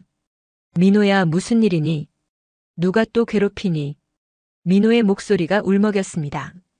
이제는 이강석 상사뿐만이 아니에요. 다른 간부들도 심지어 동기들까지 저를 피해요. 고자질쟁이 아들이라고, 부대 분위기 망친 주범이라고. 밥도 혼자 먹어야 하고 아무도 말을 안 걸어요. 차라리 예전이 나았어요. 철수는 할 말을 잃었습니다. 아들을 보호하려던 행동이 오히려 더 큰 고통을 주고 있었어요. 민호야, 아빠가 미안해. 조금만 더 버텨. 아빠가 꼭 해결할게. 그냥 놔두세요. 아버지가 개입할수록 저만 더 힘들어져요. 제발 그만하세요. 민호가 전화를 끊었습니다. 철수는 주저앉았어요. 아들의 원망 섞인 목소리가 가슴에 비수처럼 꽂혔습니다. 목요일 아침 철수는 육군본부로 출근했지만 분위기가 완전히 달라져 있었습니다. 평소 인사를 나누던 부하들이 시선을 피했고 복도에서 마주친 동료들도 어색하게 지나쳐갔어요. 사무실에 들어가니 김소령이 불안한 표정으로 다가왔습니다. 준장님, 인사이동 소문이 돌고 있습니다. 준장님을 한직으로 보낸다는 이야기가 있어요. 철수는 쓴웃음을 지었습니다. 30년 동안 충성했던 조직이 이렇게 쉽게 자신을 버리는 거였어요. 점심시간 평소 함께 식사하던 동료들도 없었습니다. 철수는 혼자 구내식당에서 밥을 먹었어요. 마치 전염병 환자처럼 모두가 피하고 있었죠. 30년 쌓아온 인맥과 신뢰가 한순간에 무너지는 걸 실감했습니다. 저녁 집에 돌아온 철수를 아내가 맞았습니다. 그녀의 표정도 어두웠어요. 여보, 이제 그만하면 안 될까요? 오늘 시댁에서도 전화가 왔어요. 온 집안이 걱정하고 있대요. 당신 명예도 우리 가족의 평화도 다 무너지고 있어요. 철수는 아내를 바라보았습니다. 늘 자신을 지지해주던 아내마저 지쳐 보였어요. 당신은 옳은 일을 하고 있어요. 하지만 때로는 현실과 타협해야 할 때도 있는 거 아니에요. 민호도 이제는 그만하길 바라고 있고요. 철수는 서재로 들어갔습니다. 책상 위에는 그동안 모은 증거 자료들이 있었어요. 하지만 이제는 무용지물이 되어버렸죠. 군 검찰에 고발장을 제출했지만 증거 불충분으로 반려되었습니다. 증인들이 모두 입을 다물었기 때문이었어요. 금요일 충격적인 소식이 전해졌습니다. 이강석 상사 측에서 오히려 철수를 명예훼손으로 고소했다는 거였어요. 변호사까지 선임해서 적극적으로 대응하겠다고 나섰죠. 가해자가 피해자 코스프레를 하는 상황이 되어버린 겁니다. 토요일 오전 철수는 거울 앞에 섰습니다. 한 달 사이에 부쩍 늙어 보였어요. 흰머리가 늘었고 얼굴에는 깊은 주름이 패여 있었죠. 30년간 자부심을 가지고 입었던 군복이 이제는 무겁게만 느껴졌습니다. 휴대전화를 확인하니 메시지가 하나 와 있었어요. 최준혁 중이었습니다. 준장님 죄송합니다. 더 이상 도울 수 없을 것 같습니다. 저도 가족이 있고 앞으로 군 생활을 계속해야 합니다. 정말 죄송합니다.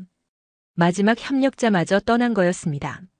철수는 완전히 혼자가 되었어요. 일요일 밤 철수는 서재에 홀로 앉아 있었습니다. 창밖은 어두웠고 집안은 조용했어요. 아내도 이미 잠들었죠. 책상 위에는 민호의 사진이 놓여 있었습니다. 밝게 웃고 있는 입대 전 모습이었어요. 철수는 깨달았습니다.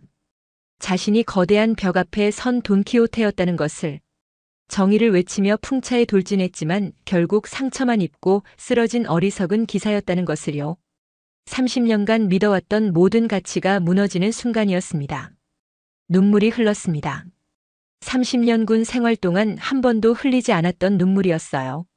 아들을 구하려다 오히려 더 큰 고통을 안겨준 것에 대한 자책감, 조직에 대한 배신감, 그리고 무엇보다 정의가 현실 앞에서 얼마나 무력한지를 깨달은 절망감이 뒤섞여 있었죠. 철수는 펜을 들었습니다. 사직서를 쓸 생각이었어요. 더 이상 이 조직에 있을 이유가 없었으니까요. 하지만 펜을 든 손이 떨렸습니다. 30년이라는 세월이 너무나 무거웠어요. 그때 휴대전화가 울렸습니다. 새벽 1시가 넘은 시간이었죠. 발신자는 모르는 번호였어요. 불안한 예감에 전화를 받았습니다. 박철수 준장님이시죠? 저는 민호 부대 의무대에 있는 김상병입니다. 민호가 쓰러졌습니다. 지금 응급실로 후송 중입니다. 철수의 손에서 전화기가 떨어졌습니다. 모든 것이 무너지는 순간이었어요. 새벽 3시 박철수는 병원 복도 의자에 앉아 있었습니다. 민호는 응급처치를 받고 일반 병실로 옮겨진 상태였어요. 극도의 스트레스와 영양실조로 쓰러진 거였죠. 다행히 생명에는 지장이 없었지만 정신적으로 많이 무너져 있다고 의사가 설명했습니다.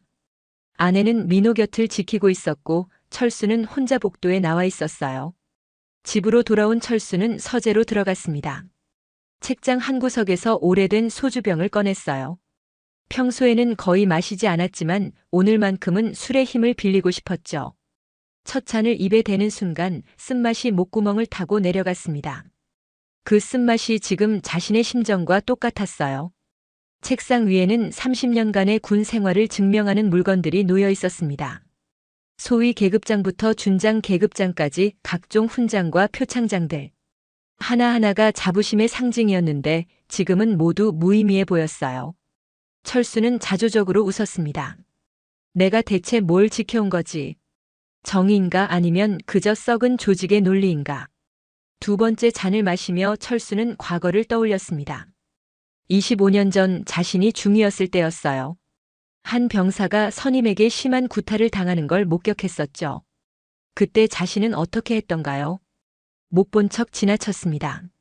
상급자에게 보고하면 부대 분위기가 나빠진다는 이유로요. 그 병사는 결국 자살 시도를 했었죠. 그때 내가 용기를 냈다면 그 병사는 살았을지도 몰라. 나도 결국 겁쟁이였어. 세 번째 잔을 마시며 더 깊은 기억 속으로 빠져들었습니다. 대위 시절, 소령 시절, 중령 시절. 매번 부당한 일을 목격했지만 조직의 논리에 순응했어요. 그것이 현명한 처세라고 생각했죠. 승진하면서 더 큰 권한을 가지면 바꿀 수 있을 거라고 자위했습니다. 하지만 결국 아무것도 바꾸지 못했어요. 네 번째 잔을 마시자 민호의 얼굴이 떠올랐습니다. 병원 침대에 누워있던 아들의 창백한 얼굴. 뼈만 남은 팔 생기 없는 눈동자. 철수의 눈에서 눈물이 흘렀어요. 민호야, 아빠가 미안해. 내가 그렇게 아파하는데도 몰랐어. 아니, 알면서도 모른 척했는지도 몰라. 군인 아버지라는 체면 때문에, 준장이라는 계급 때문에. 철수는 민호와의 추억을 하나씩 떠올렸습니다. 5살 때 처음 자전거를 가르쳐 주던 날, 초등학교 입학식, 중학교 때 반항기, 대학 합격 소식을 들었을 때의 기쁨. 그런데 정작 민호가 가장 힘들어할 때 아버지는 곁에 없었어요. 아니, 있었지만 진짜 아버지가 아니었죠. 그저 군인이었을 뿐이었습니다. 5번째 잔을 마시며 철수는 조직에 대한 배신감을 곱씹었습니다. 30년을 바친 군대가 이렇게 썩어 있었다니. 정의와 명예를 외치면서 실제로는 약자를 짓밟고 있었어요. 동료들의 냉대, 상급자들의 압박, 부하들의 외면. 모두가 조직 보호라는 명목 하에 진실을 외면했죠. 이게 내가 평생 충성했던 조직의 진짜 모습이구나. 겉은 번지르르 하지만 속은 골마 터진 상처투성이야. 새벽 4시가 되자 소주병이 비었습니다. 철수는 창밖을 바라보았어요. 어둠이 조금씩 걷히고 있었지만 마음속 어둠은 더 짙어만 갔죠. 그는 펜을 들어 종이에 무언가를 쓰기 시작했습니다. 사직서였어요. 본인 박철수는 일신상의 사유로 군을 떠나고자 합니다. 하지만 쓰다가 멈췄습니다. 이렇게 떠나는 게 맞는 걸까요? 포기하는 게 현명한 선택일까요? 아니면 비겁한 도피일까요? 철수는 깊은 고민에 빠졌어요. 그때 휴대전화가 울렸습니다. 모르는 번호였어요. 새벽 4시에 누가 전화를 거는 걸까 의아해하며 받았습니다. 박철수 준장님이시죠? 저는 이름을 밝힐 수 없는 현역 병사입니다. 민호가 쓰러졌다는 소식을 들었어요. 저희도 더 이상 참을 수 없습니다. 준장님이 포기하지 않으신다면 저희가 증언하겠습니다. 철수는 놀랐습니다. 목소리가 떨리고 있었지만 단호했어요. 누구신지 물어봐도 될까요? 저뿐만이 아닙니다. 여러 명이 모였어요. 더 이상 이강석 상사의 횡포를 견딜 수 없습니다. 민호가 우리를 대신해서 싸워줬는데 이제는 우리가 나설 차례예요. 준장님, 끝까지 싸워주세요. 저희가 함께하겠습니다. 전화가 끊어졌습니다. 철수는 멍하니 전화기를 바라보았어요. 그리고 깨달았습니다. 자신이 혼자가 아니라는 것을. 어둠 속에서도 정의를 갈망하는 젊은이들이 있다는 것을요. 철수는 쓰다 만 사직서를 찢어버렸습니다. 대신 새로운 종이를 꺼내 들었어요. 이번에는 다른 내용을 쓰기 시작했죠. 국방부 감사실, 국가인권위원회, 그리고 언론사에 보낼 공개 고발장이었습니다. 새벽 5시 동이 트기 시작했습니다. 철수는 펜을 내려놓고 일어섰어요. 거울을 보니 지친 얼굴이었지만 눈빛은 달랐습니다. 절망이 아닌 결연함이 담겨 있었죠. 민호야, 아빠가 끝까지 싸울게. 너 혼자가 아니야. 우리 모두의 싸움이야. 철수는 군복을 꺼내 입었습니다. 계급장을 하나하나 정성스럽게 달았어요. 이제 이 군복은 권력의 상징이 아니라 책임의 무게였습니다.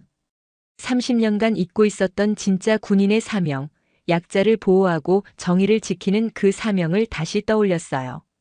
병원으로 가기 전 철수는 서재를 한번 둘러보았습니다. 어제까지만 해도 무너져 내릴 것 같았던 이곳이 이제는 새로운 전장이 될 거였어요. 혼자가 아닌 함께하는 싸움의 본부가 될 거였죠. 휴대전화를 확인하니 메시지가 여러 개 와 있었습니다. 모르는 번호들이었지만 내용은 비슷했어요. 증언하겠다는 병사들, 도움을 주겠다는 익명의 제보자들, 그리고 멀리서나마 응원한다는 메시지들. 어둠이 가장 짙을 때 새벽이 온다고 했던가요? 철수는 비로소 희망을 보았습니다. 아침 6시 철수는 집을 나섰습니다. 병원에 가서 민호를 만나고 그 다음엔 본격적인 싸움을 시작할 생각이었어요. 이번에는 혼자가 아니었습니다. 정의를 믿는 사람들이 함께할 거였어요. 진짜 전쟁은 이제부터 시작이었습니다. 월요일 아침 7시 병원에서 박철수의 휴대전화가 울렸습니다. 민호였어요. 아직 병실에 입원 중인데 직접 전화를 건 거였죠. 철수는 급하게 전화를 받았습니다. 민호야, 괜찮니? 무리하면 안 돼. 민호의 목소리는 예상외로 담담했습니다. 지쳐 있었지만 뭔가 결연함이 느껴졌어요. 아빠, 제가 할 말이 있어요. 어젯밤에 많이 생각했어요. 아빠가 하고 있는 일이 옳다는 걸 알아요. 처음엔 원망했지만 이제는 이해해요. 아빠는 저뿐만 아니라 다른 동기들을 위해서도 싸우고 있잖아요. 철수의 눈가가 뜨거워졌습니다. 아들이 이렇게 성숙해져 있었어요. 제가 아빠 아들인 게 자랑스러워요. 군인이 되기 전에 먼저 사람이 되라고 가르쳐 주셨잖아요. 이제 그 말의 의미를 알 것 같아요. 아빠, 끝까지 싸워주세요. 저도 아빠처럼 용기 있는 사람이 되고 싶어요. 민호야, 아빠가 꼭 이 일을 해결할게. 너와 내 동기들이 더 이상 고통받지 않도록. 전화를 끊은 후 철수는 복도 창밖을 바라보았습니다. 아침 햇살이 눈부시게 쏟아지고 있었어요. 어제까지의 절망과 무력감이 사라지고 새로운 힘이 솟아오르는 걸 느꼈죠. 오전 9시 철수의 사무실로 뜻밖의 방문객이 찾아왔습니다.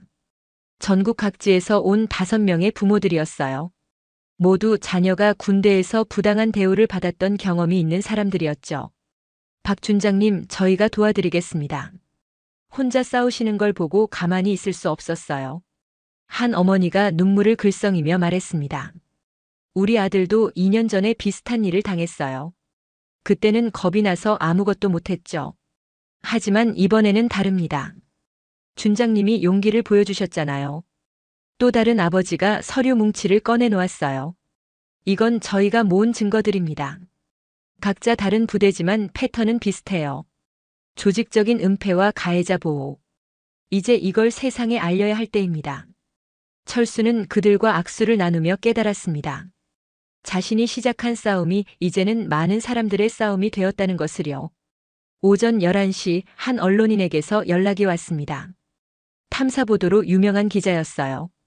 박 준장님, 이 사건을 취재하고 싶습니다. 단순한 개인 간 갈등이 아니라 군대 내 구조적 문제를 다루는 기획 기사로요. 저희가 준장님의 싸움을 지원하겠습니다. 같은 시각 인권 변호사 단체에서도 연락이 왔습니다. 무료로 법률 지원을 해드리겠습니다. 이건 한 개인의 문제가 아니라 우리 사회가 해결해야 할 과제입니다. 오후 2시 철수는 서재에 앉아 지금까지의 상황을 정리했습니다. 감정적으로 대응했던 초기와 달리 이제는 전략적으로 접근해야 했어요. 30년 군 경험을 총동원할 때였죠. 철수는 노트에 작전 계획을 짜기 시작했습니다. 첫째, 법적 절차를 통한 공식 고발. 둘째, 언론을 통한 여론 형성. 셋째, 시민단체와 연대한 압박. 넷째, 내부 고발자들과의 긴밀한 협력. 다섯째, 정치권에 대한 문제 제기. 각 단계별로 필요한 조치들을 세밀하게 계획했어요. 예상되는 반격과 그에 대한 대응 방안도 준비했죠. 이것은 단순한 싸움이 아니라 전쟁이었습니다. 그리고 전쟁에서 이기려면 철저한 준비가 필요했어요. 오후 4시 철수는 옷장 앞에 섰습니다. 한동안 입지 않았던 정복이 걸려 있었어요. 그는 정복을 꺼내 들었습니다. 계급장과 훈장들이 햇빛에 반짝였죠. 이제 이것들은 장식품이 아니라 무기가 될 거였어요. 철수는 정복을 차려입었습니다. 거울에 비친 모습은 완전히 달라 보였어요. 더 이상 무너진 아버지가 아니라 30년 경력의 준장이었죠. 그는 자신의 모든 권위와 경험을 이 싸움에 쏟아부을 각오를 했습니다. 저녁 6시 철수는 마지막 준비를 마쳤습니다. 책상 위에는 완성된 고발장, 증거자료, 증인 명단이 정리되어 있었어요. 김소령이 들어왔습니다. 준장님, 내일 국방부 감사실에 제출하실 건가요? 그래. 동시에 국가인권위원회와 언론사에도 보낼 거야. 이번에는 절대 묻히지 않게 할 거다. 김소령이 경례를 했습니다. 준장님을 지지하는 사람들이 생각보다 많습니다. 겉으로는 침묵하고 있지만 속으로는 변화를 원하고 있어요. 준장님이 그 변화의 시작이 되어주세요. 밤 9시 철수는 아내와 함께 거실에 앉아 있었습니다. 아내가 조심스럽게 말했어요. 정말 끝까지 가실 거예요. 철수는 아내의 손을 잡았습니다. 이제는 물러설 수 없어. 민호뿐만 아니라 수많은 젊은이들이 고통받고 있어. 내가 이걸 바로잡지 않으면 누가 하겠어. 아내는 고개를 끄덕였습니다. 알았어요. 끝까지 당신 곁에 있을게요. 민호도 이제는 아빠를 이해하고 있고요. 화요일 새벽 5시 철수는 일찍 일어났습니다. 오늘이 바로 디데이였어요. 정복을 다시 한번 정성스럽게 다렸습니다. 구두를 반짝반짝 닦았고 계급장을 똑바로 달았죠. 거울을 보며 철수는 스스로에게 말했습니다. 박철수, 이제 진짜 게임을 시작하자. 30년간 쌓아온 모든 것을 걸고 정의를 위해 싸우자. 아침 7시 철수는 집을 나섰습니다. 손에는 서류 가방이 들려 있었어요. 그 안에는 진실을 담은 수많은 증거들이 있었죠. 차에 올라타며 철수는 뒤를 돌아보지 않았습니다. 오직 앞만 바라보며 나아갈 뿐이었어요. 운전하며 철수는 민호 부대를 향했습니다. 이번에는 숨지 않을 거였어요. 당당하게 정문으로 들어가서 준장의 권한으로 진실을 밝힐 거였죠. 필요하다면 언론과 함께 갈 수도 있었습니다. 모든 준비는 끝났어요. 라디오에서 뉴스가 흘러나왔습니다. 군 개혁에 대한 이야기였어요. 철수는 볼륨을 높였죠. 이제 자신이 그 개혁의 중심에 서게 될 거라는 예감이 들었습니다. 부대가 가까워질수록 철수의 마음은 더욱 단단해졌습니다. 두려움은 사라지고 오직 결연함만 남았어요. 이번에는 절대 물러서지 않을 거였습니다. 아들과 모든 피해자들을 위해, 그리고 자신이 평생 믿어온 정의를 위해. 정문이 보이기 시작했습니다. 철수는 속도를 늦추지 않았어요. 오히려 더 당당하게 정문을 향해 달렸죠. 경비병이 놀란 표정으로 경례를 했습니다. 준장 차량을 알아본 거였어요. 철수는 차에서 내렸습니다. 정복을 입은 그의 모습은 위험이 있었어요. 더 이상 숨어 다니는 일반인 아버지가 아니라 대한민국 육군 준장 박철수였습니다. 대대장실로 안내해 주시오. 경비병이 당황하며 전화를 걸었습니다. 곧 간부들이 우르르 나왔어요. 그들의 표정에는 놀라움과 두려움이 섞여 있었죠. 철수는 그들을 향해 걸어갔습니다. 뒤에는 함께 온 부모들과 기자들이 따라왔어요. 이제 진실의 문이 열리기 시작했습니다. 산막의 시작이었고 최후의 결전이 시작되는 순간이었죠. 화요일 오전 9시 박철수 준장이 정복 차림으로 부대 정문을 통과하는 순간 전체 부대가 얼어붙었습니다. 준장 계급장이 햇빛에 반짝였고 가슴에 달린 훈장들이 그의 30년 군 경력을 말해주고 있었어요. 뒤를 따르는 기자들과 부모들, 그리고 군 헌병대 차량이 줄지어 들어왔습니다. 경비병들은 당황해서 어쩔 줄 몰라 했죠.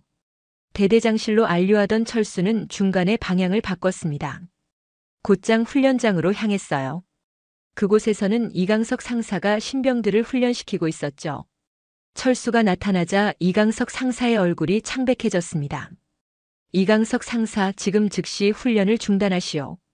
철수의 목소리가 훈련장에 울려 퍼졌습니다. 권위 있고 단호한 목소리였어요. 이강석 상사가 떨리는 목소리로 대답했습니다. 준장님, 정규 훈련 중입니다. 무슨 일이십니까? 철수는 서류 가방에서 두꺼운 파일을 꺼냈습니다. 그리고 대대장과 연대장을 포함한 모든 간부들이 모인 자리에서 선언했어요. 지금부터 이 부대에 대한 특별 감찰을 실시한다. 국방부 감사실과 군 검찰 그리고 국가인권위원회 합동조사다. 대대장이 황급히 다가왔습니다. 얼굴이 붉어져 있었어요. 준장님, 사전 통보도 없이 이런 식으로 하시면 곤란합니다. 정식 절차를 밟으셔야.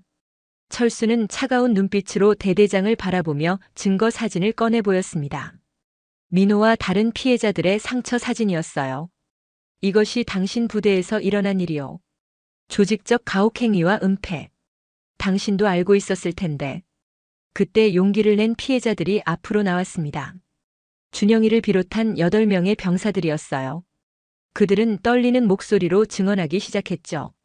이강석 상사가 매일 새벽 2시에 저희를 불러내서 구타했습니다. 이유도 없이 때렸고 욕설과 모욕을 일삼았습니다. 또 다른 병사가 말을 이었습니다. 신고하려고 했지만 대대장님이 막으셨어요. 부대 이미지가 나빠진다면서요. 오히려 저희가 문제아 취급을 받았습니다. 이강석 상사가 발악하듯 외쳤습니다. 다 거짓말입니다. 저는 정당한 훈육을 했을 뿐입니다. 애들이 나약해서 과장하는 거예요. 그 순간 철수가 태블릿을 꺼냈습니다.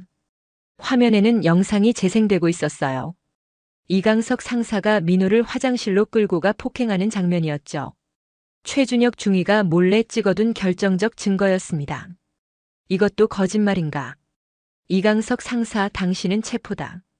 철수의 신호와 함께 헌병들이 이강석 상사를 체포했습니다. 그는 끝까지 저항했지만 소용없었어요. 수갑이 채워지는 순간 그의 얼굴에는 절망이 가득했죠. 대대장도 연행되었습니다. 은폐와 방조 혐의였어요. 연대장은 자리에 주저앉았죠. 모든 것이 무너지는 순간이었습니다. 오전 11시 긴급 기자회견이 열렸습니다. 철수는 담담한 목소리로 사건의 전말을 설명했어요. 이것은 한 부대만의 문제가 아닙니다. 우리 군 전체가 반성해야 할 일입니다. 진정한 강함은 약자를 괴롭히는 것이 아니라 보호하는 것입니다. 기자들의 카메라가 일제히 터졌습니다. 이 사건은 그날 저녁 모든 뉴스의 톱 기사가 되었어요. 국민들의 분노가 폭발했고 정치권도 즉각 대응에 나섰죠. 다음 날 국방부 장관이 직접 부대를 방문했습니다. 그는 피해자들에게 공식 사과했어요. 국가가 여러분을 보호하지 못해 죄송합니다. 이런 일이 다시는 일어나지 않도록 전면적인 개혁을 약속드립니다. 일주일 후 군사법원에서 판결이 내려졌습니다. 이강석 상사는 징역 5년, 대대장은 3년을 선고받았어요. 은폐에 가담한 다른 간부들도 모두 처벌받았죠. 피해자들에게는 국가 차원의 배상과 치료 지원이 제공되었습니다. 한 달 후 전군 차원의 병역 문화 개혁안이 발표되었습니다. 독립적인 신고 체계 구축, 가해자 엄벌 정책, 피해자 보호 프로그램 등이 포함되었어요. 박철수가 제안한 내용들이 대부분 반영된 거였죠. 민호는 명예로운 방법으로 전역할 수 있게 되었습니다. 다른 피해자들도 마찬가지였어요. 그들은 더 이상 두려움에 떨지 않아도 되었죠. 2달 후 철수는 민호와 함께 산에 올랐습니다. 예전에 함께 갔던 그 산이었어요. 정상에서 민호가 말했습니다. 아빠, 정말 고마워요. 아빠가 보여준 용기 덕분에 많은 사람들이 구원받았어요. 철수는 아들의 어깨를 감쌌습니다. 민호야, 내가 먼저 용기를 보였잖아. 다른 동기를 보호하려다 희생된 거야. 그게 진정한 군인 정신이고 아빠는 그런 내가 자랑스러워. 두 사람은 말없이 멀리 펼쳐진 풍경을 바라보았습니다. 햇살이 따뜻했고 바람이 상쾌했어요. 고통스러웠던 시간들이 이제는 과거가 되었죠. 3개월 후 철수는 육군 참모총장으로부터 특별 표창을 받았습니다. 병역 문화 개선에 기여한 공로였어요. 하지만 철수에게 가장 큰 상은 따로 있었죠. 바로 아들과의 관계 회복이었습니다. 민호는 대학에 복학했고 법학을 공부하기 시작했어요. 군 인권 변호사가 되고 싶다고 했죠. 철수는 아들의 선택을 전적으로 지지했습니다. 1년 후 이 사건은 군 역사의 중요한 전환점으로 기록되었습니다. 병역 문화 개혁의 시발점이 된 사건으로요. 전국 각 부대에서 유사한 사건들이 연쇄적으로 신고되고 해결되었죠. 철수는 정년 퇴직을 앞두고 마지막 연설을 했습니다. 30년 군 생활을 마치며 깨달은 것이 있습니다. 진정한 리더십은 권위를 휘두르는 것이 아니라 약자를 보호하고 정의를 지키는 것입니다. 후배들이 이 가치를 이어가길 바랍니다. 연설이 끝나자 기립박수가 터져나왔습니다. 젊은 장교들의 눈빛에는 존경과 결의가 담겨 있었어요. 그들이 만들어갈 새로운 군대의 모습이 기대되었죠. 퇴직식 날 민호가 철수에게 편지를 건넸습니다. 아빠에게. 제가 어렸을 때 아빠는 저에게 영웅이었어요. 군복을 입은 멋진 모습에 자랑스러웠죠. 하지만 진짜 영웅의 모습은 따로 있었어요. 불의에 맞서 싸우고 모든 것을 걸고 정의를 지킨 아빠. 그게 진짜 영웅입니다. 사랑합니다, 아빠. 철수의 눈가가 뜨거워졌습니다. 30년 군 생활의 마지막 날, 그는 비로소 진정한 군인이 되었다고 느꼈어요. 집으로 돌아오는 길, 철수는 아내와 민호와 함께 걸었습니다. 석양이 아름답게 물들고 있었어요. 그들의 그림자가 길게 늘어졌죠. 힘들었던 시간들이 이제는 소중한 교훈이 되었습니다. 그날 밤 철수는 일기를 썼습니다. 오늘로 군 생활을 마친다. 30년 동안 많은 일이 있었지만 마지막 1년이 가장 중요했다. 아들을 구하려다 시작된 싸움이 결국 많은 젊은이들을 구했고 군을 바꾸는 계기가 되었다. 무엇보다 나 자신이 변했다. 진정한 용기가 무엇인지, 진정한 리더십이 무엇인지 깨달았다. 이제 새로운 삶이 시작된다. 두렵지 않다. 옳은 일을 했다는 확신이 있기 때문이다. 1년 후 강원도 산간부대 새벽 5시. 같은 훈련장, 같은 시간이었지만 분위기는 완전히 달랐습니다. 신병들이 구보를 하고 있었는데 그들의 표정에는 두려움 대신 활기가 있었어요. 간부가 격려의 말을 건네자 병사들이 밝게 대답했습니다. 이강석 상사가 서 있던 자리에는 젊고 온화한 중사가 있었죠. 괜찮아요. 천천히 뛰어도 됩니다. 무리하지 마세요. 중사의 목소리는 따뜻했습니다. 뒤처진 병사를 기다려주고 함께 뛰는 모습이 자연스러웠어요. 병사들 사이에서 작은 웃음소리가 들렸습니다. 농담을 주고받는 화기애애한 분위기였죠. 훈련장 한쪽에는 새로 설치된 CCTV가 있었습니다. 24시간 녹화되고 있었고 누구든 열람을 요청할 수 있었어요. 건물 입구에는 병영생활도우미센터라는 간판이 보였습니다. 익명으로 신고할 수 있는 한라인 번호가 크게 적혀 있었죠. 아침 식사 시간 식당은 활기찬 대화 소리로 가득했습니다. 병사들이 편안하게 밥을 먹으며 이야기를 나누고 있었어요. 한 구석에서는 간부와 병사가 함께 앉아 고민 상담을 하고 있었죠. 예전의 위계적 분위기는 찾아볼 수 없었습니다. 그날 오후 박철수는 부대를 방문했습니다. 이제는 민간인 신분이었지만 병영문화 개선 자문위원으로 초청받은 거였어요. 새로 부임한 대대장이 반갑게 맞이했습니다. 박 위원님 덕분에 우리 부대가 모범부대로 선정되었습니다. 병사들의 만족도가 전군 최고 수준이에요. 철수는 훈련장을 둘러보며 미소를 지었습니다. 병사들의 표정이 밝았고 간부들도 여유로워 보였어요. 진정한 군기는 억압이 아니라 상호 존중에서 나온다는 것을 모두가 깨달은 것 같았죠. 면회실에서는 부모들이 안심한 표정으로 자녀들을 만나고 있었습니다. 한 어머니가 옆 사람에게 말했어요. 예전엔 면회 올 때마다 불안했는데 이제는 마음이 놓여요. 우리 아들이 군대 생활이 즐겁다고 하더라고요. 그때 민호가 나타났습니다. 이제는 예비군이 되어 후배들을 격려하러 온 거였어요. 건강하게 회복된 모습이었죠. 그는 신병들 앞에서 자신의 경험을 나누었습니다. 여러분, 군대는 사람을 성장시키는 곳이어야 합니다. 서로를 존중하고 도우면서 함께 성장하세요. 어려운 일이 있으면 언제든 도움을 요청하세요. 이제는 여러분을 보호해줄 시스템이 있습니다. 신병들이 고개를 끄덕이며 들었습니다. 그들의 눈에는 두려움이 아닌 희망이 있었어요. 저녁 철수와 민호는 부대 근처 카페에 앉아 있었습니다. 1년 전 최준혁 중위를 만났던 그 카페였죠. 두 사람은 커피를 마시며 편안하게 대화를 나누었어요. 아빠, 요즘 법학 공부가 재미있어요. 군 인권 전문 변호사가 되고 싶어요. 좋은 선택이야. 내가 겪은 경험이 다른 사람들을 돕는데 큰 힘이 될 거야. 민호가 아버지를 바라보며 말했습니다. 아빠가 보여준 용기 덕분에 많은 것이 바뀌었어요. 이제 후배들은 저희가 겪었던 고통을 겪지 않아도 돼요. 철수는 아들의 손을 잡았습니다. 따뜻한 온기가 전해졌어요. 너도 용기를 보였잖아. 다른 동기를 보호하려다 희생을 감수했고. 그게 시작이었어. 두 사람은 창밖을 바라보았습니다. 부대에서 나오는 병사들이 보였어요. 그들은 웃으며 이야기하고 있었죠. 외출복을 입은 모습이 자유로워 보였습니다. 다음 날 철수는 육군사관학교에서 특강을 했습니다. 미래의 장교들 앞에서 진정한 리더십에 대해 이야기했어요. 여러분이 지휘관이 되면 기억하세요. 진정한 강함은 약자를 짓밟는 것이 아니라 보호하는 것입니다. 부하를 두려움으로 지배하지 말고 존경으로 이끄세요. 생도들이 진지한 표정으로 들었습니다. 그들의 눈빛에는 결의가 담겨 있었어요. 새로운 군대를 만들어갈 주역들이었죠. 강의가 끝난 후 한 생도가 다가왔습니다. 교관님, 저희 아버지가 박 준장님을 존경한다고 하셨어요.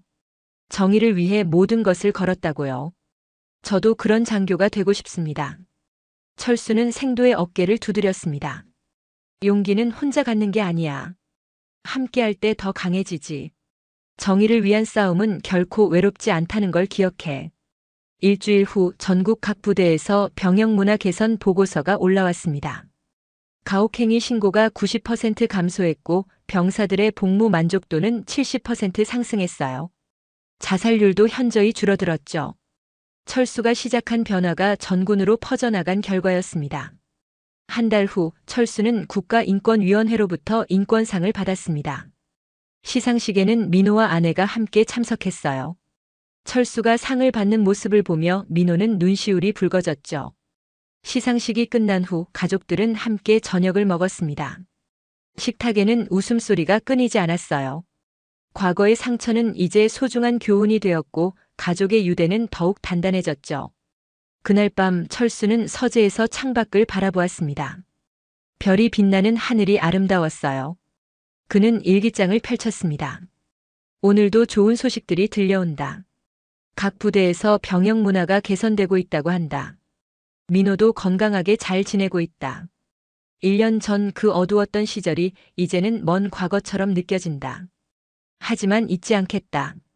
그 고통이 있었기에 오늘의 변화가 있었다는 것을, 용기 있는 한 사람이 세상을 바꿀 수 있다는 것을, 그리고 그 용기는 결코 혼자가 아니라는 것을. 철수는 펜을 내려놓고 민호의 사진을 바라보았습니다. 밝게 웃고 있는 아들의 모습이 자랑스러웠어요. 그리고 생각했죠. 이것이 진정한 승리라고. 단순히 가해자를 처벌한 것이 아니라 시스템을 바꾸고 문화를 개선한 것. 무엇보다 아들과의 관계를 회복하고 진정한 아버지가 된 것이 가장 큰 성과라고요. 안녕하세요, 세월향기 TV 구독자 여러분. 오늘 들려드린 이야기는 한 아버지가 아들을 지키기 위해 평생 헌신한 조직과 맞서 싸운 이야기였습니다. 30년간 군복을 입고 살아온 박철수 준장이 준장이기 이전의 한 명의 아버지로서 선택한 용기. 그 용기가 결국 많은 젊은이들을 구하고 썩어있던 시스템을 바꾸는 시작점이 되었죠. 우리는 살면서 때로 거대한 벽 앞에 무력감을 느낍니다. 혼자서는 아무것도 바꿀 수 없을 것 같은 절망감에 빠지기도 하죠. 하지만 이 이야기가 우리에게 전하는 메시지는 분명합니다. 정의를 위한 작은 용기가 모이면 세상을 바꿀 수 있다는 것. 그리고 그 용기는 결코 혼자가 아니라는 것을요. 민호가 동기를 보호하려다 희생을 감수했듯이 박철수가 모든 것을 걸고 아들을 지켰듯이 우리 주변에도 누군가를 위해 용기를 내야 할 순간들이 있을 겁니다. 그때 우리는 어떤 선택을 할 수 있을까요? 여러분도 혹시 비슷한 경험이 있으신가요? 불의를 목격했지만 침묵할 수밖에 없었던 순간 또는 용기를 내어 맞서 싸웠던 순간이 있다면 댓글로 나눠주세요. 우리의 작은 이야기들이 모여 누군가에게는 큰 위로와 용기가 될 수 있을 거예요. 이 영상이 마음에 와닿으셨다면 주변의 소중한 분들과 함께 나눠주시길 부탁드립니다. 특히 군 복무를 앞두고 있거나 현재 복무 중인 자녀를 둔 부모님들, 그리고 조직 내 부조리로 고민하고 있는 분들에게 작은 희망이 되었으면 좋겠습니다. 오늘도 함께 해주셔서 감사합니다. 세월의 향기처럼 오래도록 기억에 남는 이야기로 다시 찾아뵙겠습니다.